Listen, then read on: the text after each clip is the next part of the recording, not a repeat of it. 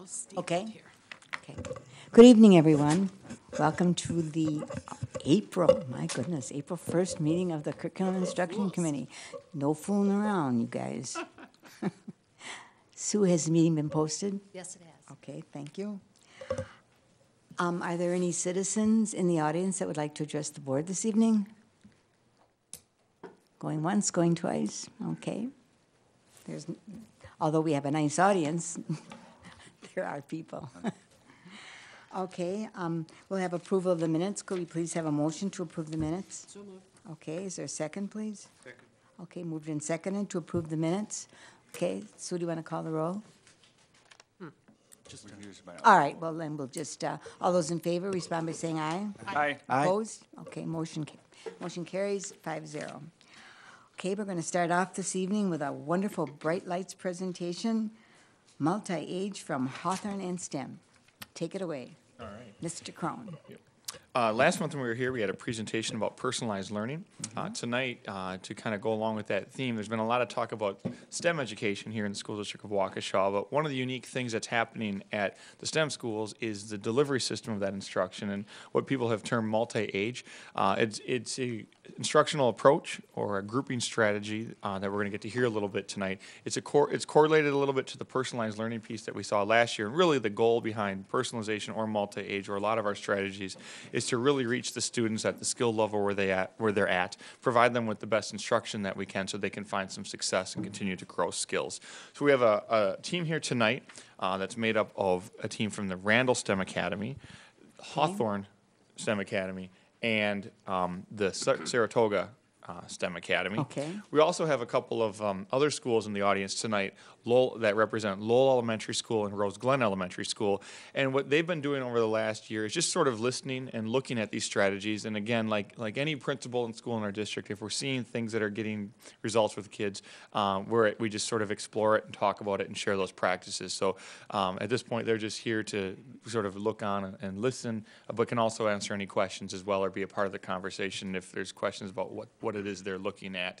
But there's at this point, it's in motion at these schools, and just a couple schools are here kind of looking and seeing what the conversation looks like. So it's been so interesting that other schools are taking a look at it with the possibility of adapting it. Yeah, and just wanted great. to see where conversations Great, might go. that's wonderful. Can That's I, wonderful. before we start, and Yes. thank you for being here, but can I just ask a question maybe of you, Mr. Crone, having children myself who went through the district who were in multi-age groupings, is this something that we're resurrecting, not brand new? In many ways, these strategies for grouping have been around for a long time, and schools go about this for different reasons. Hawthorne really had an interesting start when they were looking at class sizes that were a class and a half, 3 class sizes, looking at how they were grouping and wanting to build some consistency in. Where at STEM school, the initial conversations really started with looking at allowing students to move at proficiency-based progress rather than grade-related progress and look at that. So sometimes there's a variety of entry points into the conversation, but they have found some synergy in not only where we started, but what we're trying to do. And just sort of not always saying kids are grouped by the time they were born, but they're really trying to be grouped. But at the same time, there's some advantages being grouped by the time that you're born, being with your age-related peers and other things socially and for good birthday parties and fun and learning in school. So there's some real baseball. reality to that. So And baseball. Yes, and baseball. So we've tried to balance those things out. And so hopefully we'll have some fun tonight in the team. So I'm going to let you guys introduce your team and take it away. Great, thank you, Ryan. Well, thanks for having us. I'm Chris Cluck, the principal at the Randall campus of the Waukesha STEM Academy. And I'm Courtney Konechka. I teach level 1, which is the kindergarten and first grade age band. I'm Bill Russell, I'm the principal at Hawthorne STEM School. James Murray, principal at Saratoga STEM. And I'm Emily Reddy. I'm the literacy effectiveness coach at Hawthorne and Randall. So we're going to get started tonight with just a little bit of background on multi-age, and at various points in the presentation, I, Joe, and Jim will speak to multi-age and how it came about in our buildings and how we've seen it used or facilitate the learning that we're shooting for in our sites. And with this slide, you see it's titled Why Multi-Age, but you could probably flip that around and say, why traditional standard-based grouping? Why K1, 2, 3, 4, 5, and so on? Have we just always done that in the Yep. many schools we've been in because that's what's been in place? Have we ever really questioned the way we group? And as this slide says, where else but in schools are individuals grouped solely on age, and that life really is a multi-age experience? We all on a daily basis work with individuals of our own age, of older ages, of younger ages. Should school really be any different? I'll go in a later slide, I'll go a little bit more into our current structure at the Randall campus of the STEM Academy and why we got there. But I think overall, it was a drive towards building a more personalized instructional system for our students. As Ryan mentioned, moving towards proficiency-based, and how could we put our teachers in the best position to deliver just right instruction for all of our students? As we say, pitch it where they hit it. And to do that, do we have to group them because they have an age stamp on their forehead that says, I was born between September 1st of this year and August 30th of the following year? Or should I be grouped based on my needs, interest, or the inquiry that I'm pursuing at a given time? So again, I'll go a little bit more into detail with our current structure on a later slide. So just for clarity's sake, when we talk about multi-age, a term in our school district and everywhere has been a split classroom or a combo classroom. And to just distinguish between the two, when we say multi-age, we're really talking about a classroom of multi-aged learners across a couple different grade bands. When we say split or combo, we're really highlighting student grade bands. If an example would be a 4-5 split classroom. I'm teaching content to 4th graders over here and 5th graders over here. Multi-age classroom, we're really looking across both grade bands. We have a specific curriculum that we created for those learners in that classroom, 4th, 5th grade, or 2nd and 3rd grade. And as we look at the learners, we're not looking at it as a grade band, but really where their needs are, and then differentiating to meet the needs of those learners and flexibly grouping within that entire class. And that can look a variety of different ways. Different levels have been pre-assessing students and then flexibly grouping students according to their needs, and then kind of mixing the students around and then reassessing and going through that same cycle of flexibly grouping. So it's just some terminology that we've heard and that we've used, and we've tried to kind of grow our understanding of multi-age as we've kind of moved forward with it. I would say that the Institute at CISA 1 and just, I really can't say enough about what they've done for us as far as a relationship with us and really support. The three main, I would say the three main segues to our success right now would be the learner profile, customized learning pathways, and proficiency based, so the three in the center. Everything else are really sort of cogs in that wheel, but to us as we look to, from a multi-age to proficiency based, really, do you really understand the learner as an individual first? So prior to being a student, what are they all about? What are their interests? What's relevant? How do they learn best? Really, why do they tune out in school? Why do they tune in? And so I think learner profiles have been a great tool to help us with that. Learner pathways, and I've used this word way too much, I'm sure, but modalities. How do you get students different learning pathways that are best for them again? So direct instruction or a movie or a slideshow or a interactive piece, or to be out in the world doing hands-on, what is really what's their ticket, what's their meal ticket to succeed? And then proficiency-based, again, as these gentlemen have spoken about what is, if kids are moving at different paces based on their readiness, would you do it solely on age or do it based on where they're ready to move on? Or do they need more time before they can move on? So to me, looking at this is between talking to parents and students and staff and any kind of tours that we do for the state or really any visitors, those three are the highlighted points, I would say, each time. And really in our planning and our mission and our vision, we hold true to those. So we don't go forward without asking those three questions. And so to me, that's a staple for our systems and I think for our district too. So. Mr. Crone alluded a little bit earlier about Hawthorne's history in us moving towards a multi-age class school, and really that was a byproduct of a variety of different things, but one thing in particular was we had our enrollment had fluctuated from year to year, and as a result of that, we had split classrooms and combo classrooms that were being created throughout the building year after year, without any really fidelity of making sure that we were following the standards and the core and the content of what we needed to be teaching. For example, we'd have one year a 2-3 split, and the next year we'd have a 3-4, and then it would break, and then we'd have a 4-5 or a 5-6 later down the road. And so that was a break in a variety of things. One, the fidelity of curriculum, what was being taught, but then also our teachers and teams every single year were being thrown up in the air and needing to redevelop collaborative teams. And so a response to that, one response was multi-age. Regardless of the number of students that we have, we could create a system and a structure where we could really dig deep into building a strong curriculum map that would provide teachers a strong understanding of what needed to be taught and where our learners were, so that from year to year it wasn't a reshuffling of now we need to create a 1-2 or a 1 or a straight 2, but really focus on what our learners knew and what our learners' next steps had to be.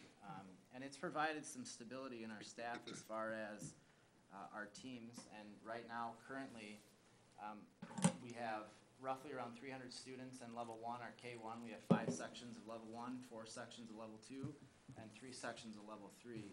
And even if those fluctuate a little bit, if we go to 6, 5, and 4 next year, we still have a strong understanding of what our curriculum map is, what our focus is, and our teams of teachers can really work with one another on a more consistent basis, and those collaborative teams are a huge piece of that as well. Can I ask you a question? Oh, I'm sorry. I understand this, K1, so forth, by 2 grades, but are you leaving out the kids who were in 2nd grade and they belong in 2nd grade, and they're a section that's just 2nd grade? No, I don't know if I'm following the question. If you're in 2nd grade, are you automatically in a 2-3? Yes. So there's no just 2nd grade? No, it's 2-3, K1, 2-3, or 4-5. Wow. Oh, okay. Thank you. That's the same at Randall. Yep, correct. Well, and I remember, Joe, the splits, the common occurrence of the splits and how you're struggling each of those years. Mm-hmm. What do you do? And this seems to be much better for the student, not just planning from a teacher perspective, but also it's really going to help the child, at least I think. I mean, I maybe we need to see it play out more, but. Well, and I can speak a little bit. Last year, it was our 2nd year of being full level 2 and level 3, so 2-3 and 4-5. It was our 2nd year last year, and one data point that we had to show some growth. And again, part of another reason of moving towards multi-age was the idea of having students for multiple years with teachers. So you could limit the number of transitions between teachers and know learners on day 1 versus taking a couple weeks to really understand the full learner. Our MAP growth numbers last year, we hit our targets for the first time in several years at Hawthorne as a result of that. And it was our 2nd year of doing multi-age at those 2 levels. So we are seeing some benefits of that as well, I mean, on the student side as well. And like Joe said with the K1, since I'm the level 1 teacher at STEM, speaking to them getting ready quicker, we found that since we have 14 first graders at the beginning of the school year, that knowing the routines and just getting to know how you come in and how you hang up your backpack and what you do at school took a lot less time with the K1 learners, because they had those role models and they knew exactly what to do because they just watched what half the class did. So we were able to get into the content much quicker.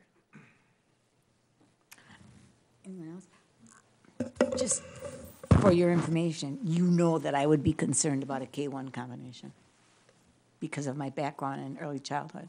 So I can ask you more questions about that later. Thank you. Okay. Alan? Excuse me, I have another question, and thank you again for being here. So maybe I wasn't articulate, so let me try to do this.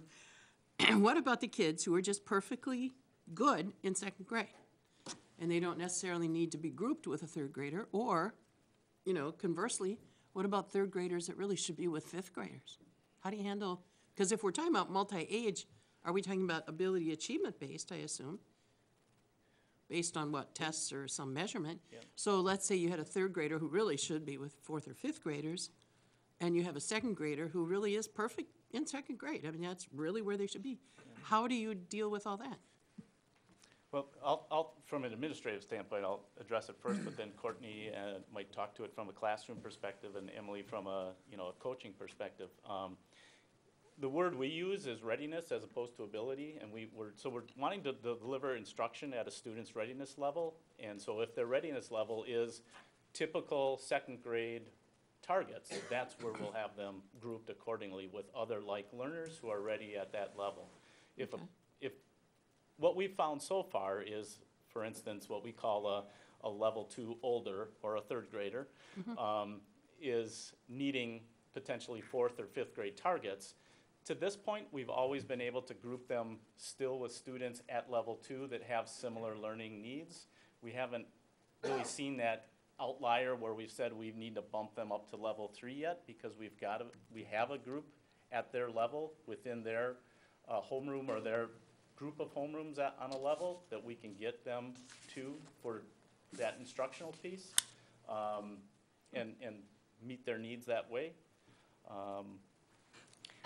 I think one important part of it too is that we don't look at kids just as second grade, third grade, or where you should be as a second grader or third grader. We look at a developmental continuum, and we know within the continuum where students typically fall. Second graders typically fall in this area on the continuum, but that assists all of our decision making. So if it's a 5th grader who's falling lower on the continuum than we might typically see, or a 1st grader who's falling much higher on the continuum than we would typically see, we can look and deliver instruction at that point. And then their group is made up of students, like Chris was saying, up till this point, it's with students that are in their level, because that we've been able to create groups within that area. But we really look at not just what their typical grade is, but rather how they develop as a learner within the different subject areas. Maybe I'm misinterpreting it, don't want to be is it possible for a level 2 learner to be working on 4th and 5th grade and even 6th grade standards, and you have that today, you have that in the school, throughout the school, but they don't leave the level to do that, but they're at that, they're getting those standards and those experiences, so But it is without still, being with 4th graders. right. Okay. So your curriculum is still being differentiated. The thing we looked at when I was at Randall the past 3 was that social versus academic, or Yeah. social with academic. And I think that's maybe where your question was headed to, right? If you put a second Little grader bit. with 5th. So we always kept that in mind too. They can be working up here, but trying to have the same conversation or around the same peer circle is going to be a lot more difficult for them to maybe be academically successful. Because at Saratoga, we looked at that too, so. Mr. Baumgartner. The other thing, Ellen, I recognize your concern because I probably had some of it too, but in visiting some of the classrooms where they're doing this, what you'll see with that second grader that's really good at it as a second grader, he probably is working in a group or pod or whatever you want to call it with other second graders for subject A. But the interesting thing is that for subject B, take social studies or math and separate those. Maybe when he gets into the math part of it, maybe he'll be working with a totally different group of kids that are more at the third grade age or something like that. So it's really a matter of breaking them down by, it's the differentiation that we've been talking so much about in action. It really, it's But not interesting to crossing- watch the kids. Not crossing the bar where a 1st grader would actually be working with a 3rd grader. No. I don't know that they ever do that. Doesn't sound like You- it. Not- You'll stick them in, you'll stay with these levels. Not yet. at this point. No, not on a typical, I mean, we have some experience days where we put students of all levels together to have them kind of go through some different design challenges and experiences, but as far as the typical week-to-week thing, no, they usually, I mean, we've kept them in their level at this point. What does a K-1 classroom look like physically? Well, we have 6 different classrooms at level 1, and we have 14 kindergartners and 14 first graders in each of those classrooms. And throughout the day, our students go to their core subjects of math and literacy in the morning. And then they come back in the afternoon, and that's when they really do that hands-on collaboration time through our STEAM time. And that's really where they get the chance to develop those social skills together, develop that collaboration, have a lot of time hands-on and building and creating and working with the engineering curriculum, the social studies curriculum, and the science curriculum, and it's all built around our PBL or project-based learning topics. Is that a free choice time or is that a structured time? Well, it is, they have a lot of choice. One of the examples that we're doing right now is our animal study. And the students have a lot of choice in what animal they're studying. They are researching animals based on whatever, they're using books, they're using different apps and research tools on the iPads. We're going to the zoo on Thursday, so they're going to take video of their animal. So it's a lot of choice built into bringing content into that STEAM time. Do you have, this, you may think a ridiculous question, do you have playthings in your K-1 level classrooms? Yes, we have lots of playthings, and they usually use these items during that STEAM time. We start out the year just learning about engineering and what engineers do, and a lot of our design briefs or design challenges are built around take these items and make this, or try to make the tallest tower, or try to make the longest marble maze, or try to build the strongest bridge. And I think that a lot of the students are able to build those collaborative skills and those important social pieces that they need at K-1 through these different experiences. And at the same time, we're able to introduce them to what an engineer is and what the engineering design process is. Okay, Can I just go back go ahead. one more time? Okay, so let's say you have a second and third, group. Within that, how many, let's say, reading groups would you have in a second and third grade class of 28 students? So typically in my classroom, which is K-1, but I'm sure it's very similar for 2, 3, I have between 6 and 8 different reading groups, but that is my classroom because we have flexibly grouped. If it were a traditional classroom of second and third grade students that you would not have flexibly grouped, it would be more groups because you have more different needs. But what we work to do is work together with the teachers and say, okay, I have these readers. You're going to have similar readers in your classroom, and she's going to have similar readers in her classroom. So let's put these similar readers together in my classroom for now, and I'll instruct them on the needs that they have. So we take the similar needs from across the grade level, put them together, and that really helps utilize teacher time best because then I'm able to meet more students, and it helps the students because they're with their like learners that are working on the same targets. Okay. What do you do about the 5-year-olds when they come to kindergarten who've never held a pencil or never, colored, et cetera, and don't know their colors, don't know their shapes, et cetera, et cetera? How can you have reading groups with, reading? Well, this is April, so we've started. This is April, but I'm talking about September. So we really started back day one with just, we don't flexibly group right away. We don't move right away on level 1. We really take baby steps because they're just learning how to do it. And we were talking before at our building leadership team meeting on how, even though this looks really different to us, that these students have not really learned what school is yet. That's right. So this to them is school. We move, we stand up, we go to different classrooms. But to start at level 1, we start with our homeroom kids, and they stay there, and we do a lot of those collaborative kinds of things. We do lots of working together, lots of socializing, all with bringing a little bit of content in, but it's more developing those social skills. Then after a couple weeks, the teachers start to move. So if I'm delivering literacy, I'll keep my homeroom kids, and then maybe the math teacher will come in and then deliver math instruction.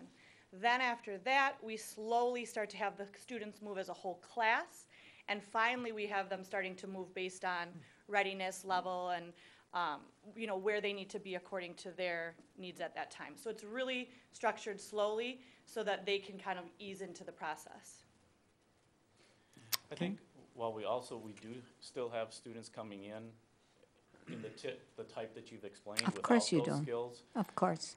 But we also have a lot of children coming in with more advanced skills. That's right. Because of the amount of students now attending the 4K program and just, parents at home and what they've done with students. And so I think what we're trying to do is set all of them up to be successful so that those who are ready for the next learning targets and come in with those skills, we're prepared to group them accordingly and do justice by their learning needs, but also group those students who are just coming in without any entry-level skills. We're able to group them and still meet their learning needs as well. Because I don't think you can assume that because a child was in a K-4 program, that he or she will come with these skills, these advanced skills that would lead them more rapidly to literacy, because many of them don't come with that. And despite having a good K-4 program, they still come without those skills. I think they do. Oh, definitely.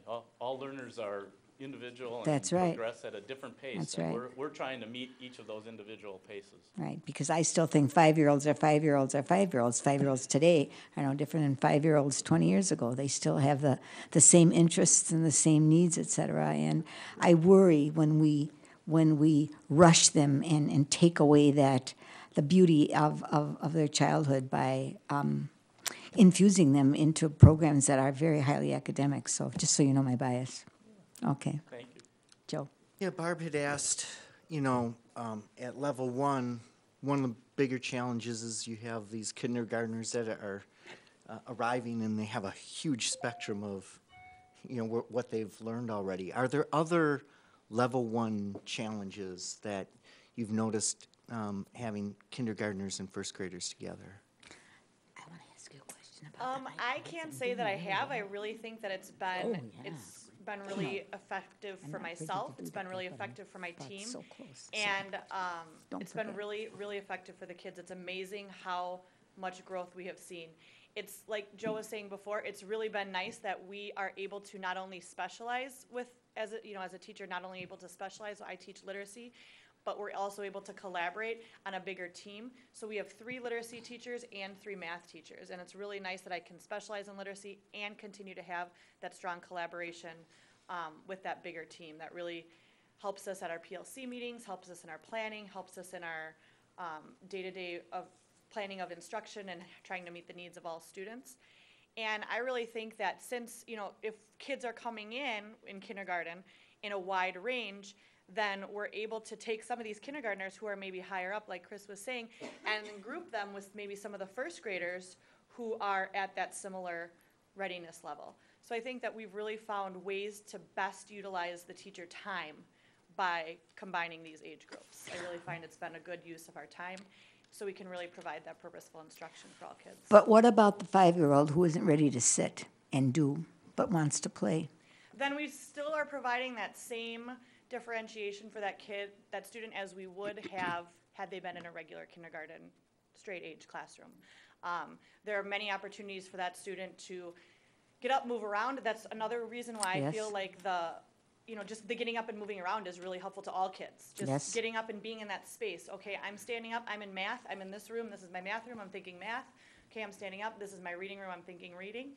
And, but I feel like we differentiate the same way for each student, but it, like I said before, it allows us to kind of use our time more wisely because there are some like learners from the kindergarten and the first grade that are working on the same targets.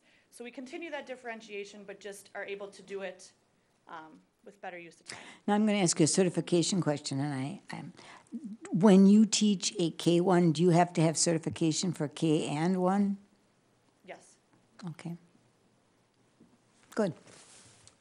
Proceed. Keep going. Well, this will be I promise, my last. That's okay. And so I'm just asking, I think what you're doing is great. Don't take this as don't. criticism. But going back a few years, maybe a few decades, anyway, to grade school experience, I recall. There were cardinals and bluebirds and, different book groups, okay? Rose and robins. Which spanned several grades. It could be, somebody who was in first could be in a cardinal book group because then maybe they're reading 3rd grade. So for you, and I don't know what names or designations you use, but I just wondered, as Barb said, kids don't change.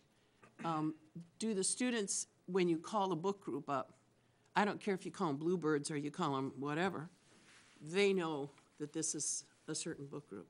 That always troubled me, I think, in a way, because it was like the kids knew, well, I'm in Of a course they do. sparrow book group, and we're just not that good. I know. You know, but oh my gosh, there goes the Cardinal Book Group. And I'm just thinking, you know, universally, how students respond to that kind of, as you say, not necessarily ability grouping, but really it kind of is. How do they respond to that? Well, in literacy, we really work on having a variety of levels in all of our literacy classrooms. We want to, like you said, make sure that when we're doing our mini lessons and our interactive read-alouds, make sure that there are those higher thinkers and those role models for those other students just to be hearing and listening. So we really make sure that there are that span of learners in all of the classrooms. Kids are pulled based on, you know, where they are, but we necessarily don't always pull them just based on your level. Sometimes they may be pulled based on a strategy group, we call it. So maybe you'll be reading a chapter book and somebody next to you will be reading a picture book and somebody next to you will be reading like an Amelia Bedelia beginning chapter book, and we're all working on reading fluently. So we all can read our own books, but we're all still working on that strategy. So just being able to differently or group them differently, I think kind of alleviates that problem of them thinking like, oh, I'm here and this is where I am and I'm, you know, not as smart as the other student next to me. I think keeping those groups flexible and making sure that we're grouping different ways really helps in that. Okay, thank you. So therefore, your goal is that all kindergarten children will read by the end of the year? Yep. Wow. Times have changed. Whether they're ready or not, they're all ready to read, right? They are all reading right now. Okay, proceed. Right, so in the presentation now is just a description of how the current STEM Randall structure is, very similar to Hawthorne with our level 1, 2, and 3 classrooms. As you're aware, so far in the history of the STEM Academy, we've been able to fill up every year, so we've known going in we could plan that there'd be 18 classrooms. We've have had that luxury of being able to always plan for consistent staffing, so we haven't had to deal with the, you know, class and a half here, class and a half there. We've known that we'd have 28 students in each of our 18 classrooms every year. So we really came about this change just over 2 years ago as we started to look into some change based on a couple of things. One was the work we were connecting with at the CISA 1 through the Institute and their drive to encourage us to move towards a personalized learning system and proficiency-based progress for students, that all students are different, that they learn at their own pace, that they have different readiness needs at different times, and how could we build the capacity for teachers to serve that and expect all students to make progress, as well as promising practices that we were seeing in our building. In an environment that was built around innovation and letting teachers be creative at a charter school in the district, we saw teachers specializing and we saw teachers flexibly grouping to better meet needs, much like Courtney has described. And so all those things were really coming together when we put together basically this structure that's before you and presented it to our staff as a way for us to grow these promising practices for our teachers to increase capacity, for us to shift our paradigm to learner needs in a way from so much instruction driven and maybe driven by teacher needs. Obviously, we take in teacher needs, but first and foremost has to be student learner needs versus the delivery system of the instruction. Let's build a model that builds teacher capacity, but really focuses on the learner first and foremost. So all that came together that moved us to make this step to the current structure that we have now. I would like very much, Chris, for you to invite me to visit the K-1 program. I mean, you know, all the principals always say you're welcome anytime. Well, you don't want to come at a time that's not a good time. So I would like you to invite me on a day that, you know, instruction takes place so that I can see for myself how successfully the 5-year-olds function in this K-1, because I'm not real comfortable with that. I really am not, but that's okay. Yeah. And you would understand why I'm not from my background. Yep. And, of course, my age. Not afraid to say that. But, you know, there's been, and I constantly read about early childhood education, constantly, and people know that I'm interested, and so they send me things to read.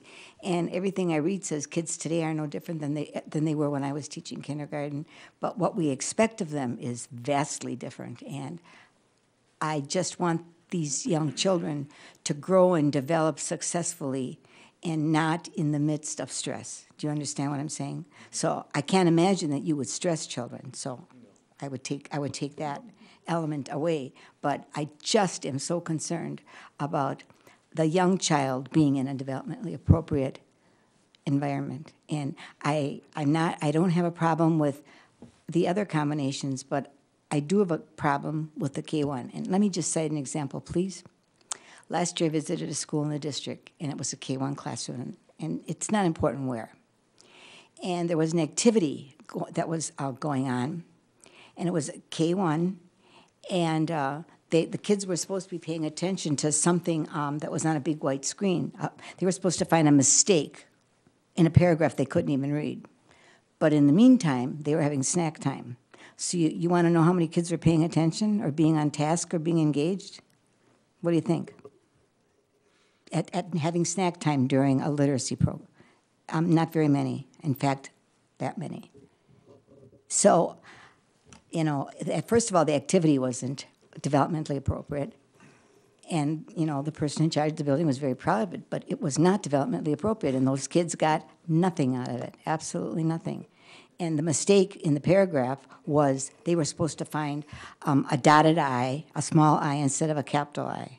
Well, in a paragraph this size was way, way, way too much for a 5-year-old to deal with, and that's my concern. That was not appropriate at all. So I hope that when you invite me, I'm assuming you're going to invite me, that when you invite me, that what I see is very developmentally appropriate, because I am such a strong advocate to my dying day that 5-year-olds are treated like 5-year-olds. Okay? Yep. Thank you. Mr. Baumgart. I'm just going to encourage you, and Chris too, had the opportunity, excuse me, last week through the e-sale tours we were doing, to visit Randall STEM, and part of that was level 1 classrooms, and I didn't see anything that worried me at all. I mean, I think you'll be very, very pleased by what you see, and you will see some of the realities of doing it this way, the importance of it. I remember seeing some of the writings, that might have been at level 2, I'm not sure, some of the writings in that particular group, but I would say they were varied from, no, that was level 1. I would say they were varying from somebody who was writing at a 2nd or 3rd grade level to somebody that could barely make the letters. But they were all getting an education. And as far as activities and stuff that they were doing, there wasn't any kid that was stressed as far as I could Well, tell. not this time of the year, I would hope not. But do it. I mean, Oh, I Chris, will, get I over will. there. But you got to remember that I walk in with the glasses of a kindergarten teacher. I bet you So do. I see things a little differently than maybe somebody who never taught kindergarten before. So proceed. Mr. Como. And to your point, Barb, you witnessed something where the students weren't engaged in the Well, of course not. activity appropriately. And I think one of the things that you might want to observe is how well engaged are the students. That's right, when I you- will. When you visit. I And, will. You know, and that's one of the keys to learning, right? That's If right. we have students engaged and That's they're right. interested, we know that they're gonna want to learn. Right. And that's the start of Right. becoming that lifelong learner. Right. So be interested to see what you I witness will, from I an will be engagement very interested, but I perspective. just guess I don't think I'm going to Sounded like see Bill saw some snack good time things. during learning time Sounded like Bill saw some really good engagement and. Oh, absolutely. through his eyes. And we all have different set of eyes. I think I can perceive that. I think Okay. it may only be an anecdotal piece of evidence, but certainly in this year, we required all incoming families to come for a tour and to hear our story, to know Good. what they were going to be sending their children into. And obviously, we had still a good response of those who Sure you followed do. through and took spots at the academy. And we hear from them the interest in that kind of structure. And while we haven't collected data this year from our current parents, last year, halfway into the year, the first year of this in flexible grouping to meet learner needs, 76% of our parents strongly or agreed or strongly agreed with our move to that model. 13% we're kind of still in the don't know, so we're obviously hoping when we collect this year, they'll have had another year seeing the benefit in their students and that meeting their learning needs, that you'll see those numbers go up. But I thought that was a pretty strong number for just right out of the gate of switching to this model. Please don't misunderstand me. I know that you do phenomenal things over there, and I know that kids learn, and the parents are supportive and are proud, as they should be. And I think it's just wonderful. But I still will always be thinking about how are you adapting to meet the needs of the young child. So please invite me. Will do. Thank you. We have some more things. Yes, we do. Proceed. So STEM Saratoga, we took a, I don't want to say a backwards approach, but having been a part of the Randall multi-age experience and having worked with Emily and Chris on that, we approached it a little bit differently and just basing it off of proficiency based, because you're looking at a 6th, 7th, and 8th grade range. So instead of saying we're going to maybe put together a math class with 6th, 7th, and 8th graders, or a homeroom with 6th, 7th, and 8th, we really looked at different pieces of data, which both campuses do, don't get me wrong. But to us, it was really basing it off of things like MAP, WKC a little bit, performance-based assessments, anecdotal, day-to-day, things like that. So you could really look at students on a more frequent basis and say, okay, if I've got, Emily and I specifically last year looked at the ranges in MAP data and saw that 8th graders were lower than 6th graders. And so while you had 8th graders continuing to move on when 6th graders were still moving at a 6th grade pace, didn't make sense. And then secondly, coming from a multi-age system and boxing them back into a graded system wasn't doing due diligence to their gains and their progress, really. So they advanced the first part, I guess, and I'm not going to read it all to you, but just advancing upon mastery. When students are ready to move on, they're gauged in more than one way. So again, they can demonstrate differently, they can perform differently, they have different ways beyond just assessments, paper and pencil, but that's also part of it. And so they're moving beyond where other students may be. And again, Dr. Langell, to your question before, this is sort of a readiness piece too. So we wanted to make sure that social and academic readiness was in tow. And so we've built learning coaches where there's 6th, 7th, and 8th graders working together on a daily basis. Now moving into trimester 3 on a daily basis, so that you don't have a 6th grader working with an 8th grader and they're so far apart mindset-wise, because they've seen each other, they've worked together, they've talked, they've collaborated, they've done tribes and had those moments where they've really bonded together. So it's not a shock to their system. Again, the multiple modalities of learning, there's so many different ways for kids to learn that if I'm a math teacher, a lit teacher, a science teacher, I've got maybe 5, 6 different ways for my students, for all of us, to learn the same target. And so I'm not sitting there as a teacher teaching everybody when they're on all different levels. It's impossible. I can't do it. And so even with flex grouping within that group, it's not the high, middle, and low group of math. We've got, I think, 9 different levels of math up through Algebra 2 now. And so we had to provide our teachers with modalities to offer kids so that they could make it, so it was doable, I guess, for lack of a better way to say it. But then still, to that third point, it is student-driven, and student advocacy, they're advocating for themselves, but saying, you know what, I know this YouTube video or SalCon or whatever is great for me, but I need direct instruction.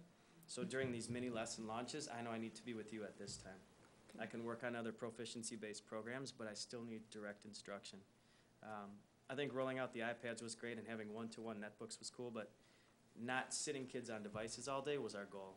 To have, you know, a classroom come in and flex out to just a device was not our plan, and so we built in that as a piece of it to supplement but not to supplant. And then multiple opportunities. I think we've got students from, I always use this example, from the 1st percentile to 99th in academics and the 1st percentile to 99th in behavior. And so there's all different ranges of engagement, of behavior, of attendance, of you name it, we've got it. You know, it's a lottery, it's an open system. And so we really wanted to say, okay, if this is not your best avenue to display, what is? And how do you know that, and how do we know that? So like Flight Academy, how'd you learn it, what did you learn, and how do you demonstrate it, really? So we really follow that mantra. And so giving them multiple ways, but also saying, you know what, we're still going to do Explore test, pre-ACT stuff, all the regular assessments you'd have to go through to get into high school, into college, into things like that. We wanted them to have exposure to that too. Not just to say, well, if you can sing a song, you pass. Great. You know, but you still have these, you've mastered these pieces. Different learner pathways, again, different ways for them to learn them. And then on the bottom, just understanding learners, I think, first and foremost, was our biggest stretch. we always did it well, but to describe it well, how did the learners describe it well? Teachers are great, they can do it, they can build a curriculum map and everything else, but do the kids really know where they're going and how do they know where they've been? So doing things like using Map for Descartes and looking at strategies they were using to get to where they're going to help them keep building their arsenal and really their toolbox and fill it up. So I guess it's a lot more than it looks like on paper. It's really a lot of moving parts behind the scenes, but it's really cool. So a lot of things too beyond just the data pieces are choice. So thematics, we have STEAM projects like project-based learning where it's completely choice. I think last time we talked about coding where we were talking about coding. So they had all choices of different things to display where learning targets were tied in, but it wasn't based on you're better at math than I am. It was based on this is my interest, so I'm going to use this project to demonstrate these targets. So it's a little more open-ended.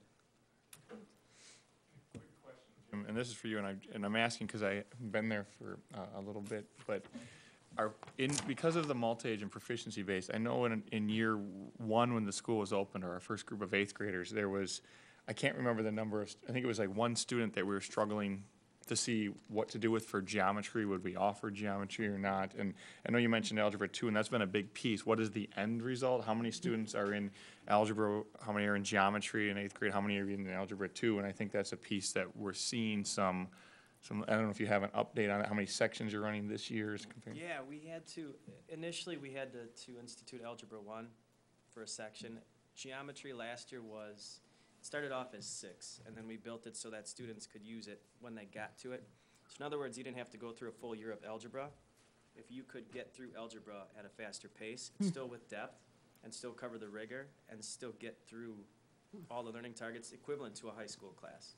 We didn't want it to take the place of a high school class without having all the equivalencies. And so we built the geometry class. 6 more kids moved in at Christmas, at holiday break, excuse me. And so we had a dozen that were in geometry by mid-year last year. This year we had to build Algebra 2 for those kids that moved up last year. And we have a full section of geometry of, I think, 25 kids this year. Wow. So I guess the sticking point we're having now is we keep seeing the students at this end. So looking at students, we have nobody going this way, but students that are taking a little bit longer. The conversation we have, especially with grading for learning and everything else, and really, we really like to focus on feedback for learning, and so what happens with those students? And so we're seeing that gap shrink too. So for instance, in math, our 1st to 24th percentile went from 8% of our kids down to 4 in our entire school. And so looking at that and grouping kids for intervention even by readiness levels instead of just a 6th grader with all 6th graders made no sense. And so by doing this, we're seeing all levels of our learning continuum, like Emily referred to, just keep moving forward. And I still keep referring to it like sending a movie on an iPad or an iPhone. This front can keep moving, but the back's got to keep going too. You know, I think too often you're worried about this, but you start to see this. And so I'm adamant with our staff, our crew, really our family, about keeping the whole train moving. So when they leave you and go to the high school, are there accommodations made for kids who are done with algebra? Or do they still have to take algebra over again? There are, yeah, and we're working with a lot of the high schools right now. I think there's a bit of an impasse, and we're working a lot with great advocates at South, like Adam McDonald, or at North, or at West as well. But just looking at, you know, if we have a student that's halfway done with algebra targets, Right. is there a plan for them when they get to high school? And Right, so we're right. developing things on our end to help them finish over the summer. I hope so. But I think for 2 to 3 years, we've been developing those conversations and passages. So it's the conversations are there. I think the need is definitely felt. They're definitely, I think, really adapting to different modalities of teaching as well, and learning, focusing on the learning, so. I just wouldn't want them to have to repeat that stuff because you've done such a phenomenal job in bringing them so far. And then, if you got to take it in high school, that would be counterproductive. Yeah, okay. I think some of the things I've heard of is they've really learned how to question and how to advocate and how to say, you know what, if I can move a little faster, or can I take this assessment to Wow. move beyond? And so it's. They advocate for themselves. I think it's a good problem to have, for sure. Absolutely. So. Absolutely.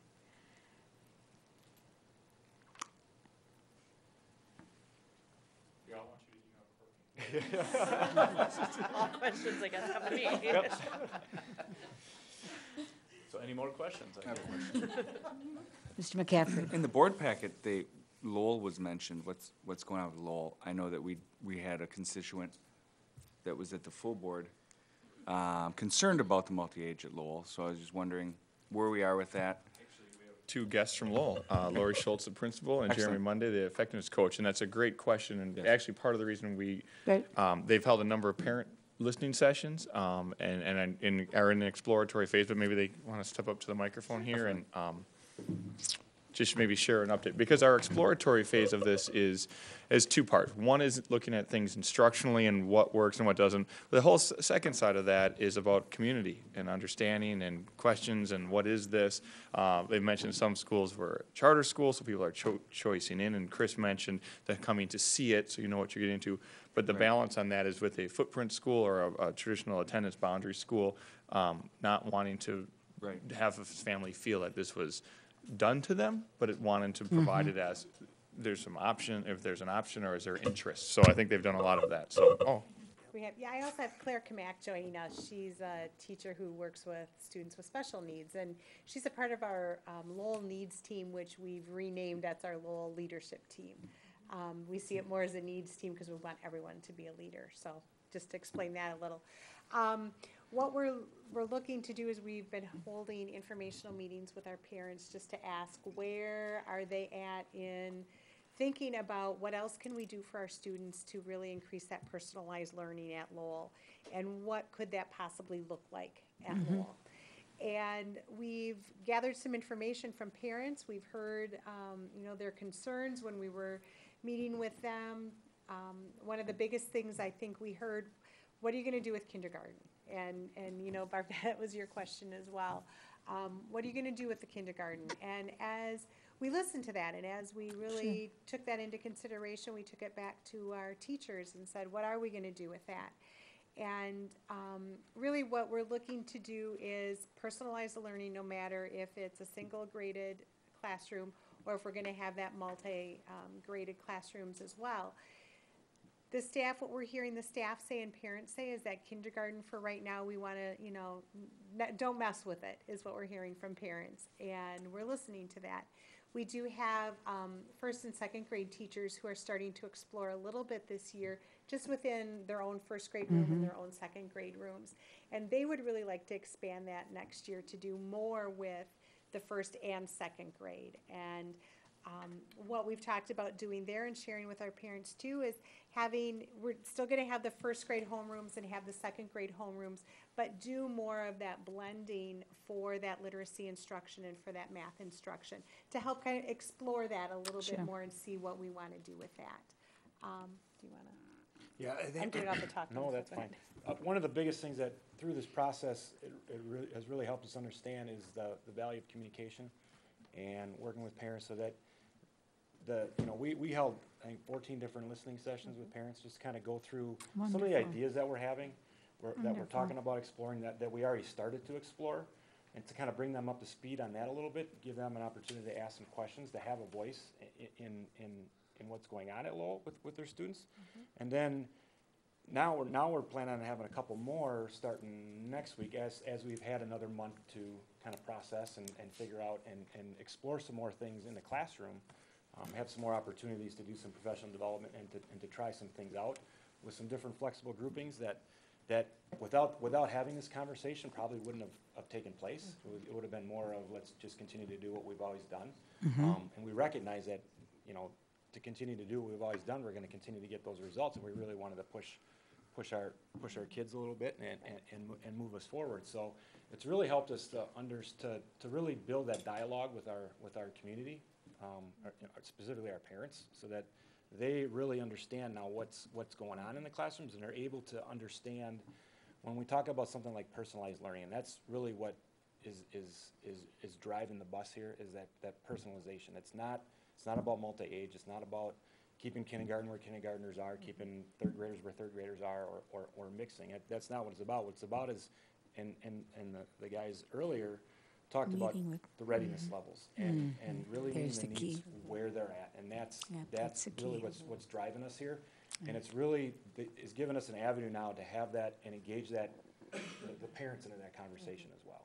There's the key. Thank you. And to back up a little bit too, we started really by looking at our achievement data, and we've been pretty stagnant at Lowell over the years, and so that's really where, as a staff, we started having the discussions of what can we do? We need to do something to close that achievement gap and to really, raise the bar and move our students forward academically. And that's really where we started the conversation at the start of this year and really talking about and brainstorming that, which then has led us to this. So I just wanted to back up and share that too, that's really where we started. Good. Exciting. It is. And I like that you very obviously understand the differences between the different developmental levels between those kids. I applaud you for that, because it doesn't work if you don't. And I'm not saying that they don't do it at STEM, because they do, but you really articulated it clearly. So And that's it's great. not to say down the road, we might, look at something different. We don't know, Absolutely. but for now, Absolutely. We want to start it out in a slower experimental or exploring phase. And staff are really wrapping their arms around that, getting excited about it, which is exciting for me to see. them. And you're moving slowly, methodically, and you're taking the parents along with you. That's excellent. Any questions, comments? Tell us about special ed kids, how they fit into this. I know as a special ed team, we're really excited. We see this and the personalized learning model as a great introduction to look more towards inclusion and getting our students more into the flexible groups, getting them into that general ed setting even more than they already are. Looking at parent input, our parents are really excited. Again, looking at all of the different ways that they can be included, again, more than they currently are with all of the different flexible grouping. In my estimation, anybody that ever knew how to individualize were the special ed teachers, because you've done that from day one. Well, and I know we're really excited to be able to team with the general ed teachers, the speech Sure. pathologists. Sure. We're having larger teams, and so all of our specialties are really going to blend.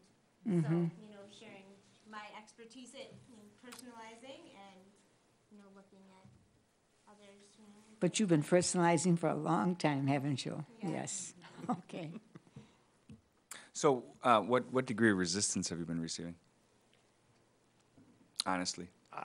To be honest with you, that we were made aware of an issue early on, and quite honestly, that was really a matter of timing. It was literally a week ahead of where we had. We had the listening sessions already scheduled during our parent conference time. So that conversation and some of those parents have come, and they, I said we had 14 sessions. Now that was a pretty fluid conversation, and then some of those parents stuck around where they were in there just continuing to hear what others had to say, other questions that were brought out.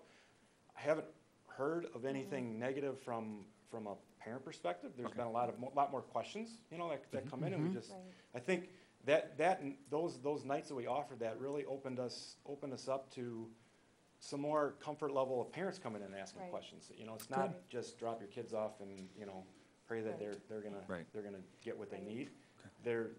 That level of engagement now is kind of amping up a little bit, which is what we're looking for. And I haven't received any negatives. It's been more just that questioning and asking those questions, which has been helpful for us. Because it helps us think, too, and plan. And some of the questions were really thoughtful from parents that helped us really rethink a little bit of what we were doing.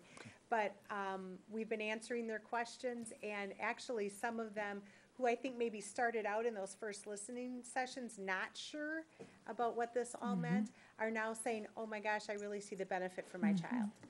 So it's been positive, the feedback we've gotten. And again, as Jeremy said, we have more of those informational meetings, and we're going to be doing a survey now coming up next week. Okay, that's great.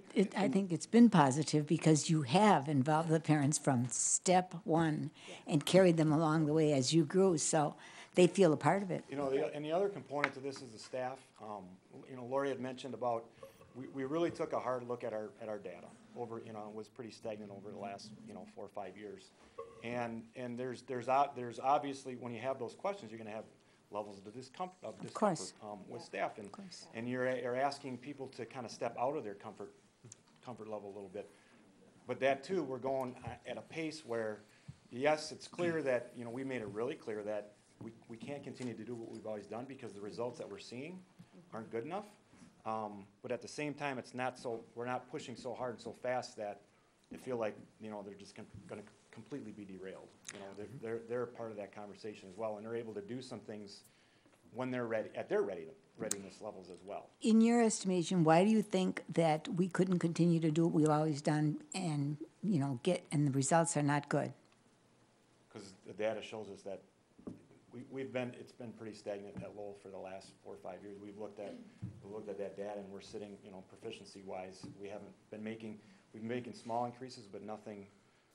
So they told you that you needed to be more creative okay. Yes. And when you look at, we have 2 teachers at each grade level. Yeah, that's currently, different. and it's hard to do that collaboration, to Sure. break out into those flex groupings Sure. the way you'd like to. And that's where the first and second grade teams have really been thinking about that and working together and trying to come up with different ways that they could really do that, because then they're able to have a team of 4 that they can collaborate Sure. with. I mean, my concern is not necessarily implementation, which we talked about here tonight, because we have a lot of great educators and administrators in this district. My concern is always buy-in from the public and, and the parents and the children. Absolutely. I know that we can implement anything we want in this district. We have, the entire time I've been on the board, we have just leaps and bounds compared to what it was before. So it's just the buy-in that I'm concerned about. Sure. So I was concerned about, when that guy came to the school board meeting, Right. his concerns. Absolutely. Are being addressed. And I can tell you that his wife has been very involved in our parent informational meetings and has, pulled me aside and said, I think I'm all in. Oh, good. So, All right. so it was just, I think, the fear of the unknown. Sure. And like Jeremy said, the timing was everything, because our first listening session was that next week. Oh, okay. And so, we hadn't even had a chance to sit down with parents. We were very pleased that she attended quite a few. Great. I think that first night she actually was there for the majority of the listening meetings. Great. And was able to ask her questions and just have that conversation. So I think their comfort level is feeling better, which now she's also out sharing with Right, she other becomes an parents. advocate for, Exactly. yeah, no, definitely. Exactly, yeah, and so then she's been sharing her thoughts and views, and, she's looking at it with a really strong lens and picking things apart, which has been helpful, as Yeah. I said, for our planning. So, yeah, Okay. It's been good. Ryan, where's Rose Glen? Their name is mentioned also. Where are they in the process? The introductory chapter. Okay. Just looking. Okay, They well- have some teams that are teaming, they have some teachers that are doing some things, and I think That's they're important. asking the same question. Nothing on paper. Okay. No plans at this point, but I mentioned tonight was on the agenda in a recent conversation, and I asked for permission from the principal, is it okay if we say the name of your school as thing? And really in hopes of doing and I shared what was been happening at Lowell for the Lowell, last yeah. 2 months, which was start to have an open conversation. Sure. Don't put it on a plan as this is something that you want to involve people in, and you might find pockets of interest, you might find opportunities. So got their permission to put it on there, and they know that it might be talked about and watched tonight on Channel 13, and they'll get some calls tomorrow. Right. Well, that's good, and that's the way to get started, I think. Thank you very, very much. Thank and you. Thank you for all your efforts in communicating with parents. That's so important. Okay. That's the end of that part of our meeting. Okay. Thank you all so very, very much for being so patient and answering all of our myriad questions, especially mine. So we appreciate all you're doing on behalf of student learning. Thank you, thank you. Okay, moving along then, we have one action item and 4 presentation items. Our first action item relates to approval of the new AP Human Geography textbook. Ryan, you want to take us into that? Yeah, and Stephanie Blue is here tonight in a continuation of, I think this is 4 or 5 meetings in a row of rolling this out, and everything from course adoption to text adoption. We are our latest installment, so. Does she get a name tag? One more meeting. It's like 8 punch cards. So. 8? Wow. I actually, too, I have a social studies teacher here that I'm going to have come and join us, Micah Adams, in case there were questions that you had specifically for one of the teachers involved in the process. Basically, the process that we took in this is, first of all, to collect multiple copies of texts from different companies. We had a teacher this last summer who attended an AP Human Geo conference and came back with a selection of texts that the College Board recommends for AP Human Geo. And so we very quickly concentrated on 2 books, I would say, with the ones that we were looking at, highly recommended from the College Board. And truly landed on this one because it was at a little bit of a lower Lexile level, more suitable for freshmen where we're going to teach the course. We thought it was bright and attractive for freshmen. And then when we added the technology piece to it, we were more than thrilled. Brian Yearling and I, after the teachers made the selection of the text and liked the supplementary materials with it, then Brian Yearling and I had a conference call with Pearson where we spent probably 45 minutes on the phone with them talking about the compatibility of the textbook with the iPad, and we're just really thrilled with the results that we found out.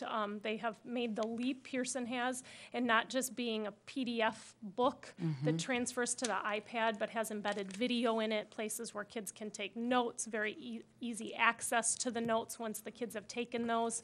And so yeah, it was a pretty clear selection, I would say, for us. We also recently met with Arrowhead High School. We've kind of built a partnership with Arrowhead because they're in their 2nd year of this AP Human Geo program. This is the book that they use, a different edition of it, but they've been very pleased too, so I feel like there's a little bit of tried and true with it also.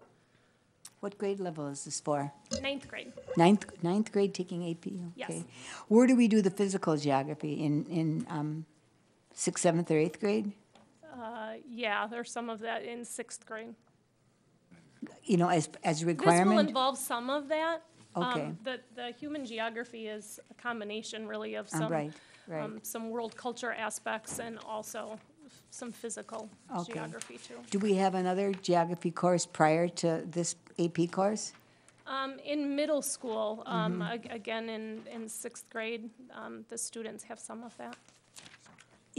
But not in a wheel, in a, Correct. okay, Yeah, is it a with requirement or is it a, Yes. it is, okay, good, good. Any questions, Mr. Baumgarten? I would just like to comment on this. I got the e-text because they're short one paper book, and I get to do the beta testing on stuff like that. I don't know why. You too? Okay. Anyway, I thoroughly enjoyed, I did not read the whole book, but I thoroughly enjoyed the way this worked in the e-text version. Oh, yeah. I was very impressed. I was able to take notes, highlight things. At first, I was concerned about navigating through the whole book, you know, but it doesn't work. It's easy because they've got a wonderful table of contents, so you can immediately jump to the page you want to jump to. So relative to the technology piece of it, I didn't get the video part of it, but the technology piece of it, using it that way and reading it that way, I thought very highly of the way it worked. I also thought I really enjoyed the way the book, or each chapter of the book, was laid out in terms of the issues that they are dealing with, how they dealt with the issues. I felt they were, and I felt that it was very objective throughout. I didn't find biases or anything like that. I just felt very comfortable with the parts I did read, and the use of the book. So Yeah, I thought it was. appreciate that. Yep. Mr. Como? Are the e-texts updated every year? No, I believe when we make a purchase that it's a package of a 6 or 7 year renewal process. If the videos are updated, my belief is that we get those, but there's not an update per se of the content. Okay. Yeah, I did see that the license was for 6 to 7 years in Yes. e-text, but Right. I didn't know if there was actually, if those evolved over They're time. not there yet. Darn. No. Do they issue They'll get supplements? there. Do they issue supplements on a yearly basis? Or I know that some e-textbooks will issue a supplement No, and not edit the entire currently book. not. No, if they came out with something new within 2 to 3 years, I'd probably be on the phone with them saying, Right, well, hey, we bought exactly. this whole Yeah, package, we right. would like this, yeah. Okay. So for the benefit of our listeners, we are going to purchase 400 ebooks, correct? Correct. Right. And then Right we're around going to have classroom copies. How The many? teachers have requested, the teachers were very comfortable doing the ebooks across the board, but they did request a classroom copies of about 35 That's hard good. books to just keep in the classroom. Yeah, that's good. That's very, very good.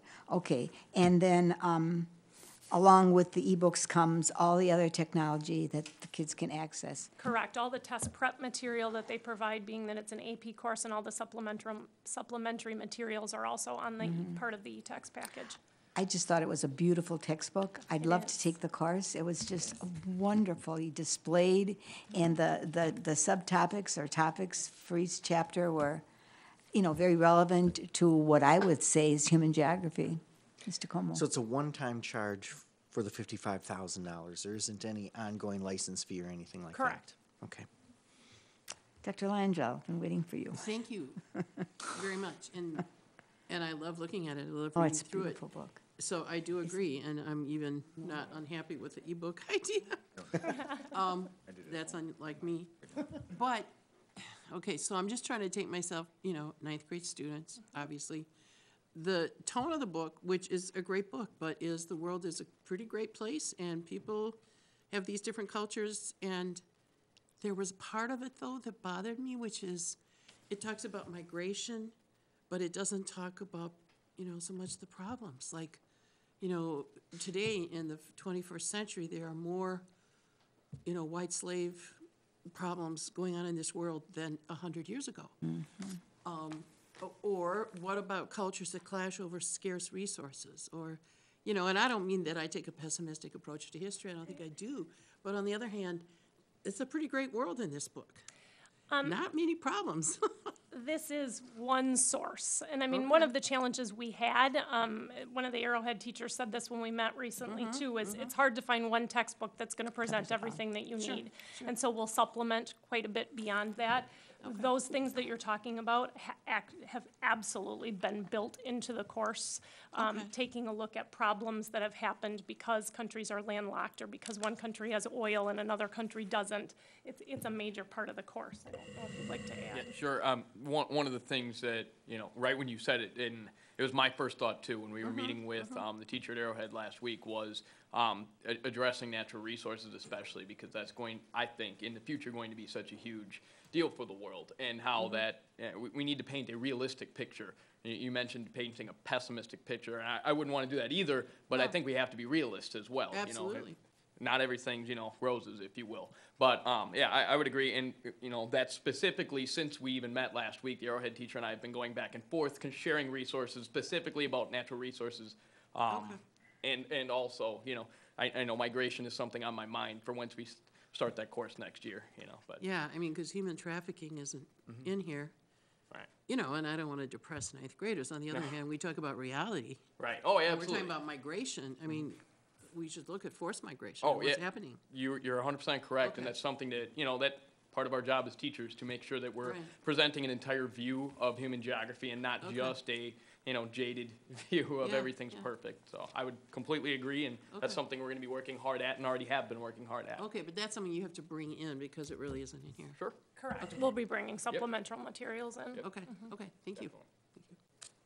I noticed that there's a workbook that accompanies this, but I'm assuming you're not going to purchase it? It actually comes with the e-text. Oh, okay. It comes as part of the bundle. So that we then, does that purchase. mean that you may be referring to it or having the students do some of the activities? Because this is an AP class, we'll absolutely use some of the test prep materials they Good. provide, just because Good. they're tried and true. They're based on data and the test. Good. And the $64,000 question I always ask is, how are you going to use this book?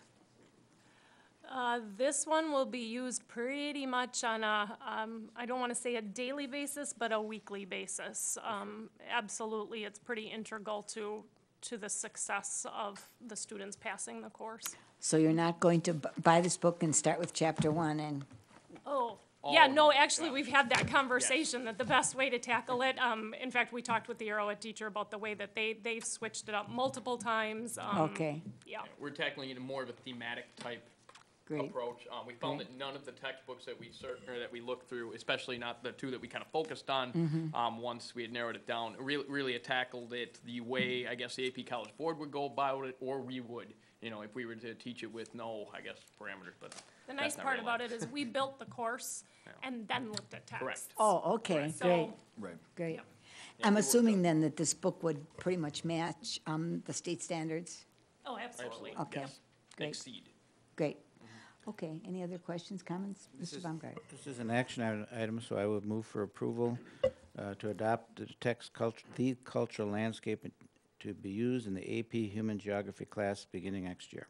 Okay, is there a second to the motion, please?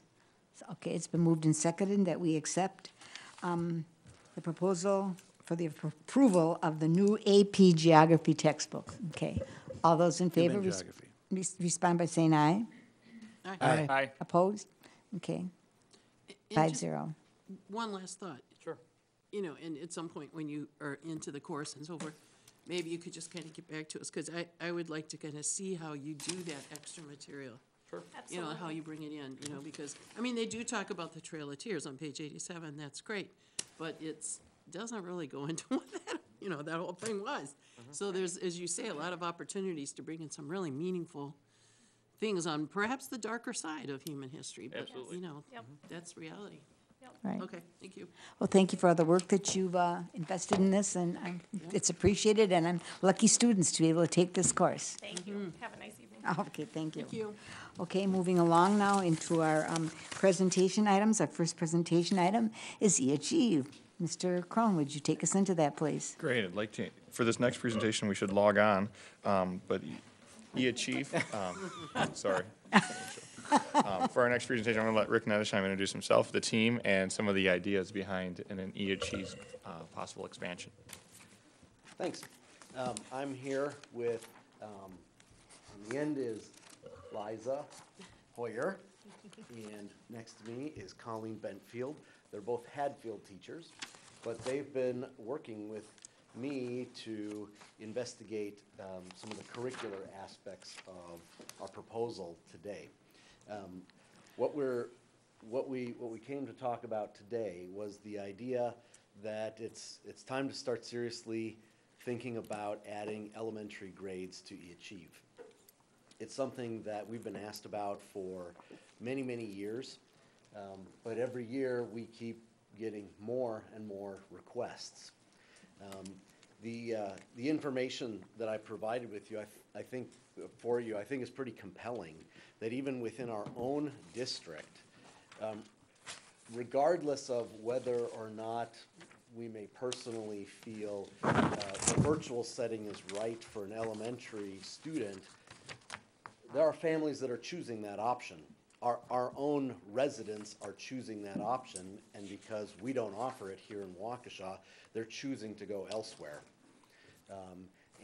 Specifically, when I looked at the numbers for this year, there are 50 students in Waukesha who are choosing to go to other virtual schools outside of our district because we don't offer a virtual elementary school. At the secondary level, those 50 students have another 10 students as part of their family who are also choosing to go to the same school as their younger siblings. So it's a pretty sizable number, even right here in Waukesha. On top of that, we have inquiries that come, are current from prospective families. We have current E-Achieve families who are asking, when are you going to offer elementary at E-Achieve? And they're very eager for us to make a move here, and I keep telling them, well, we're still thinking about it, we're looking at it. Well, now we've really taken a fairly serious look at it, and I think it's time to move forward.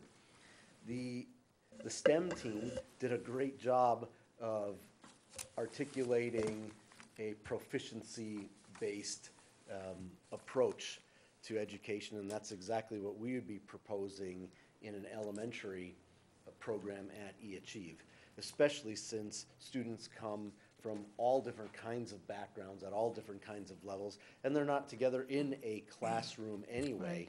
It makes sense to really have a proficiency-based approach. When you say proficiency-based approach, you mean kids are instructed based on where they're at? Exactly, Okay, right. thank you. That's right. So the logistics of how this would work, a number of different virtual schools, the ones that I'm familiar with, generally have a lead teacher who oversees aides or other people that then work directly with the families. That doesn't make sense to me.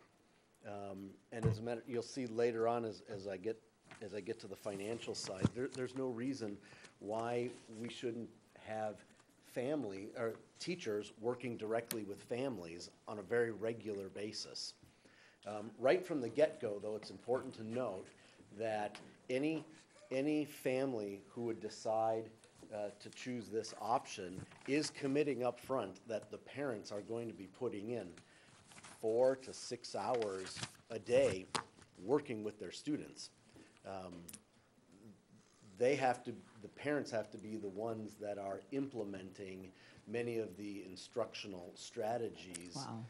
But under the guidance and tutelage of a teacher, who's working with them and communicating with them every week.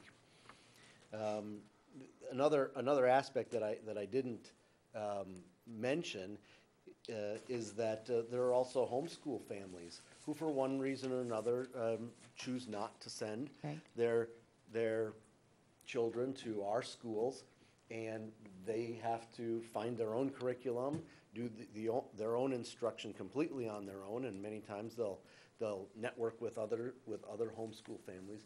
But this would be an opportunity for us to be involved with them, to provide resources, to have the benefit of a certified teacher who can work with them, collaborate, guide them.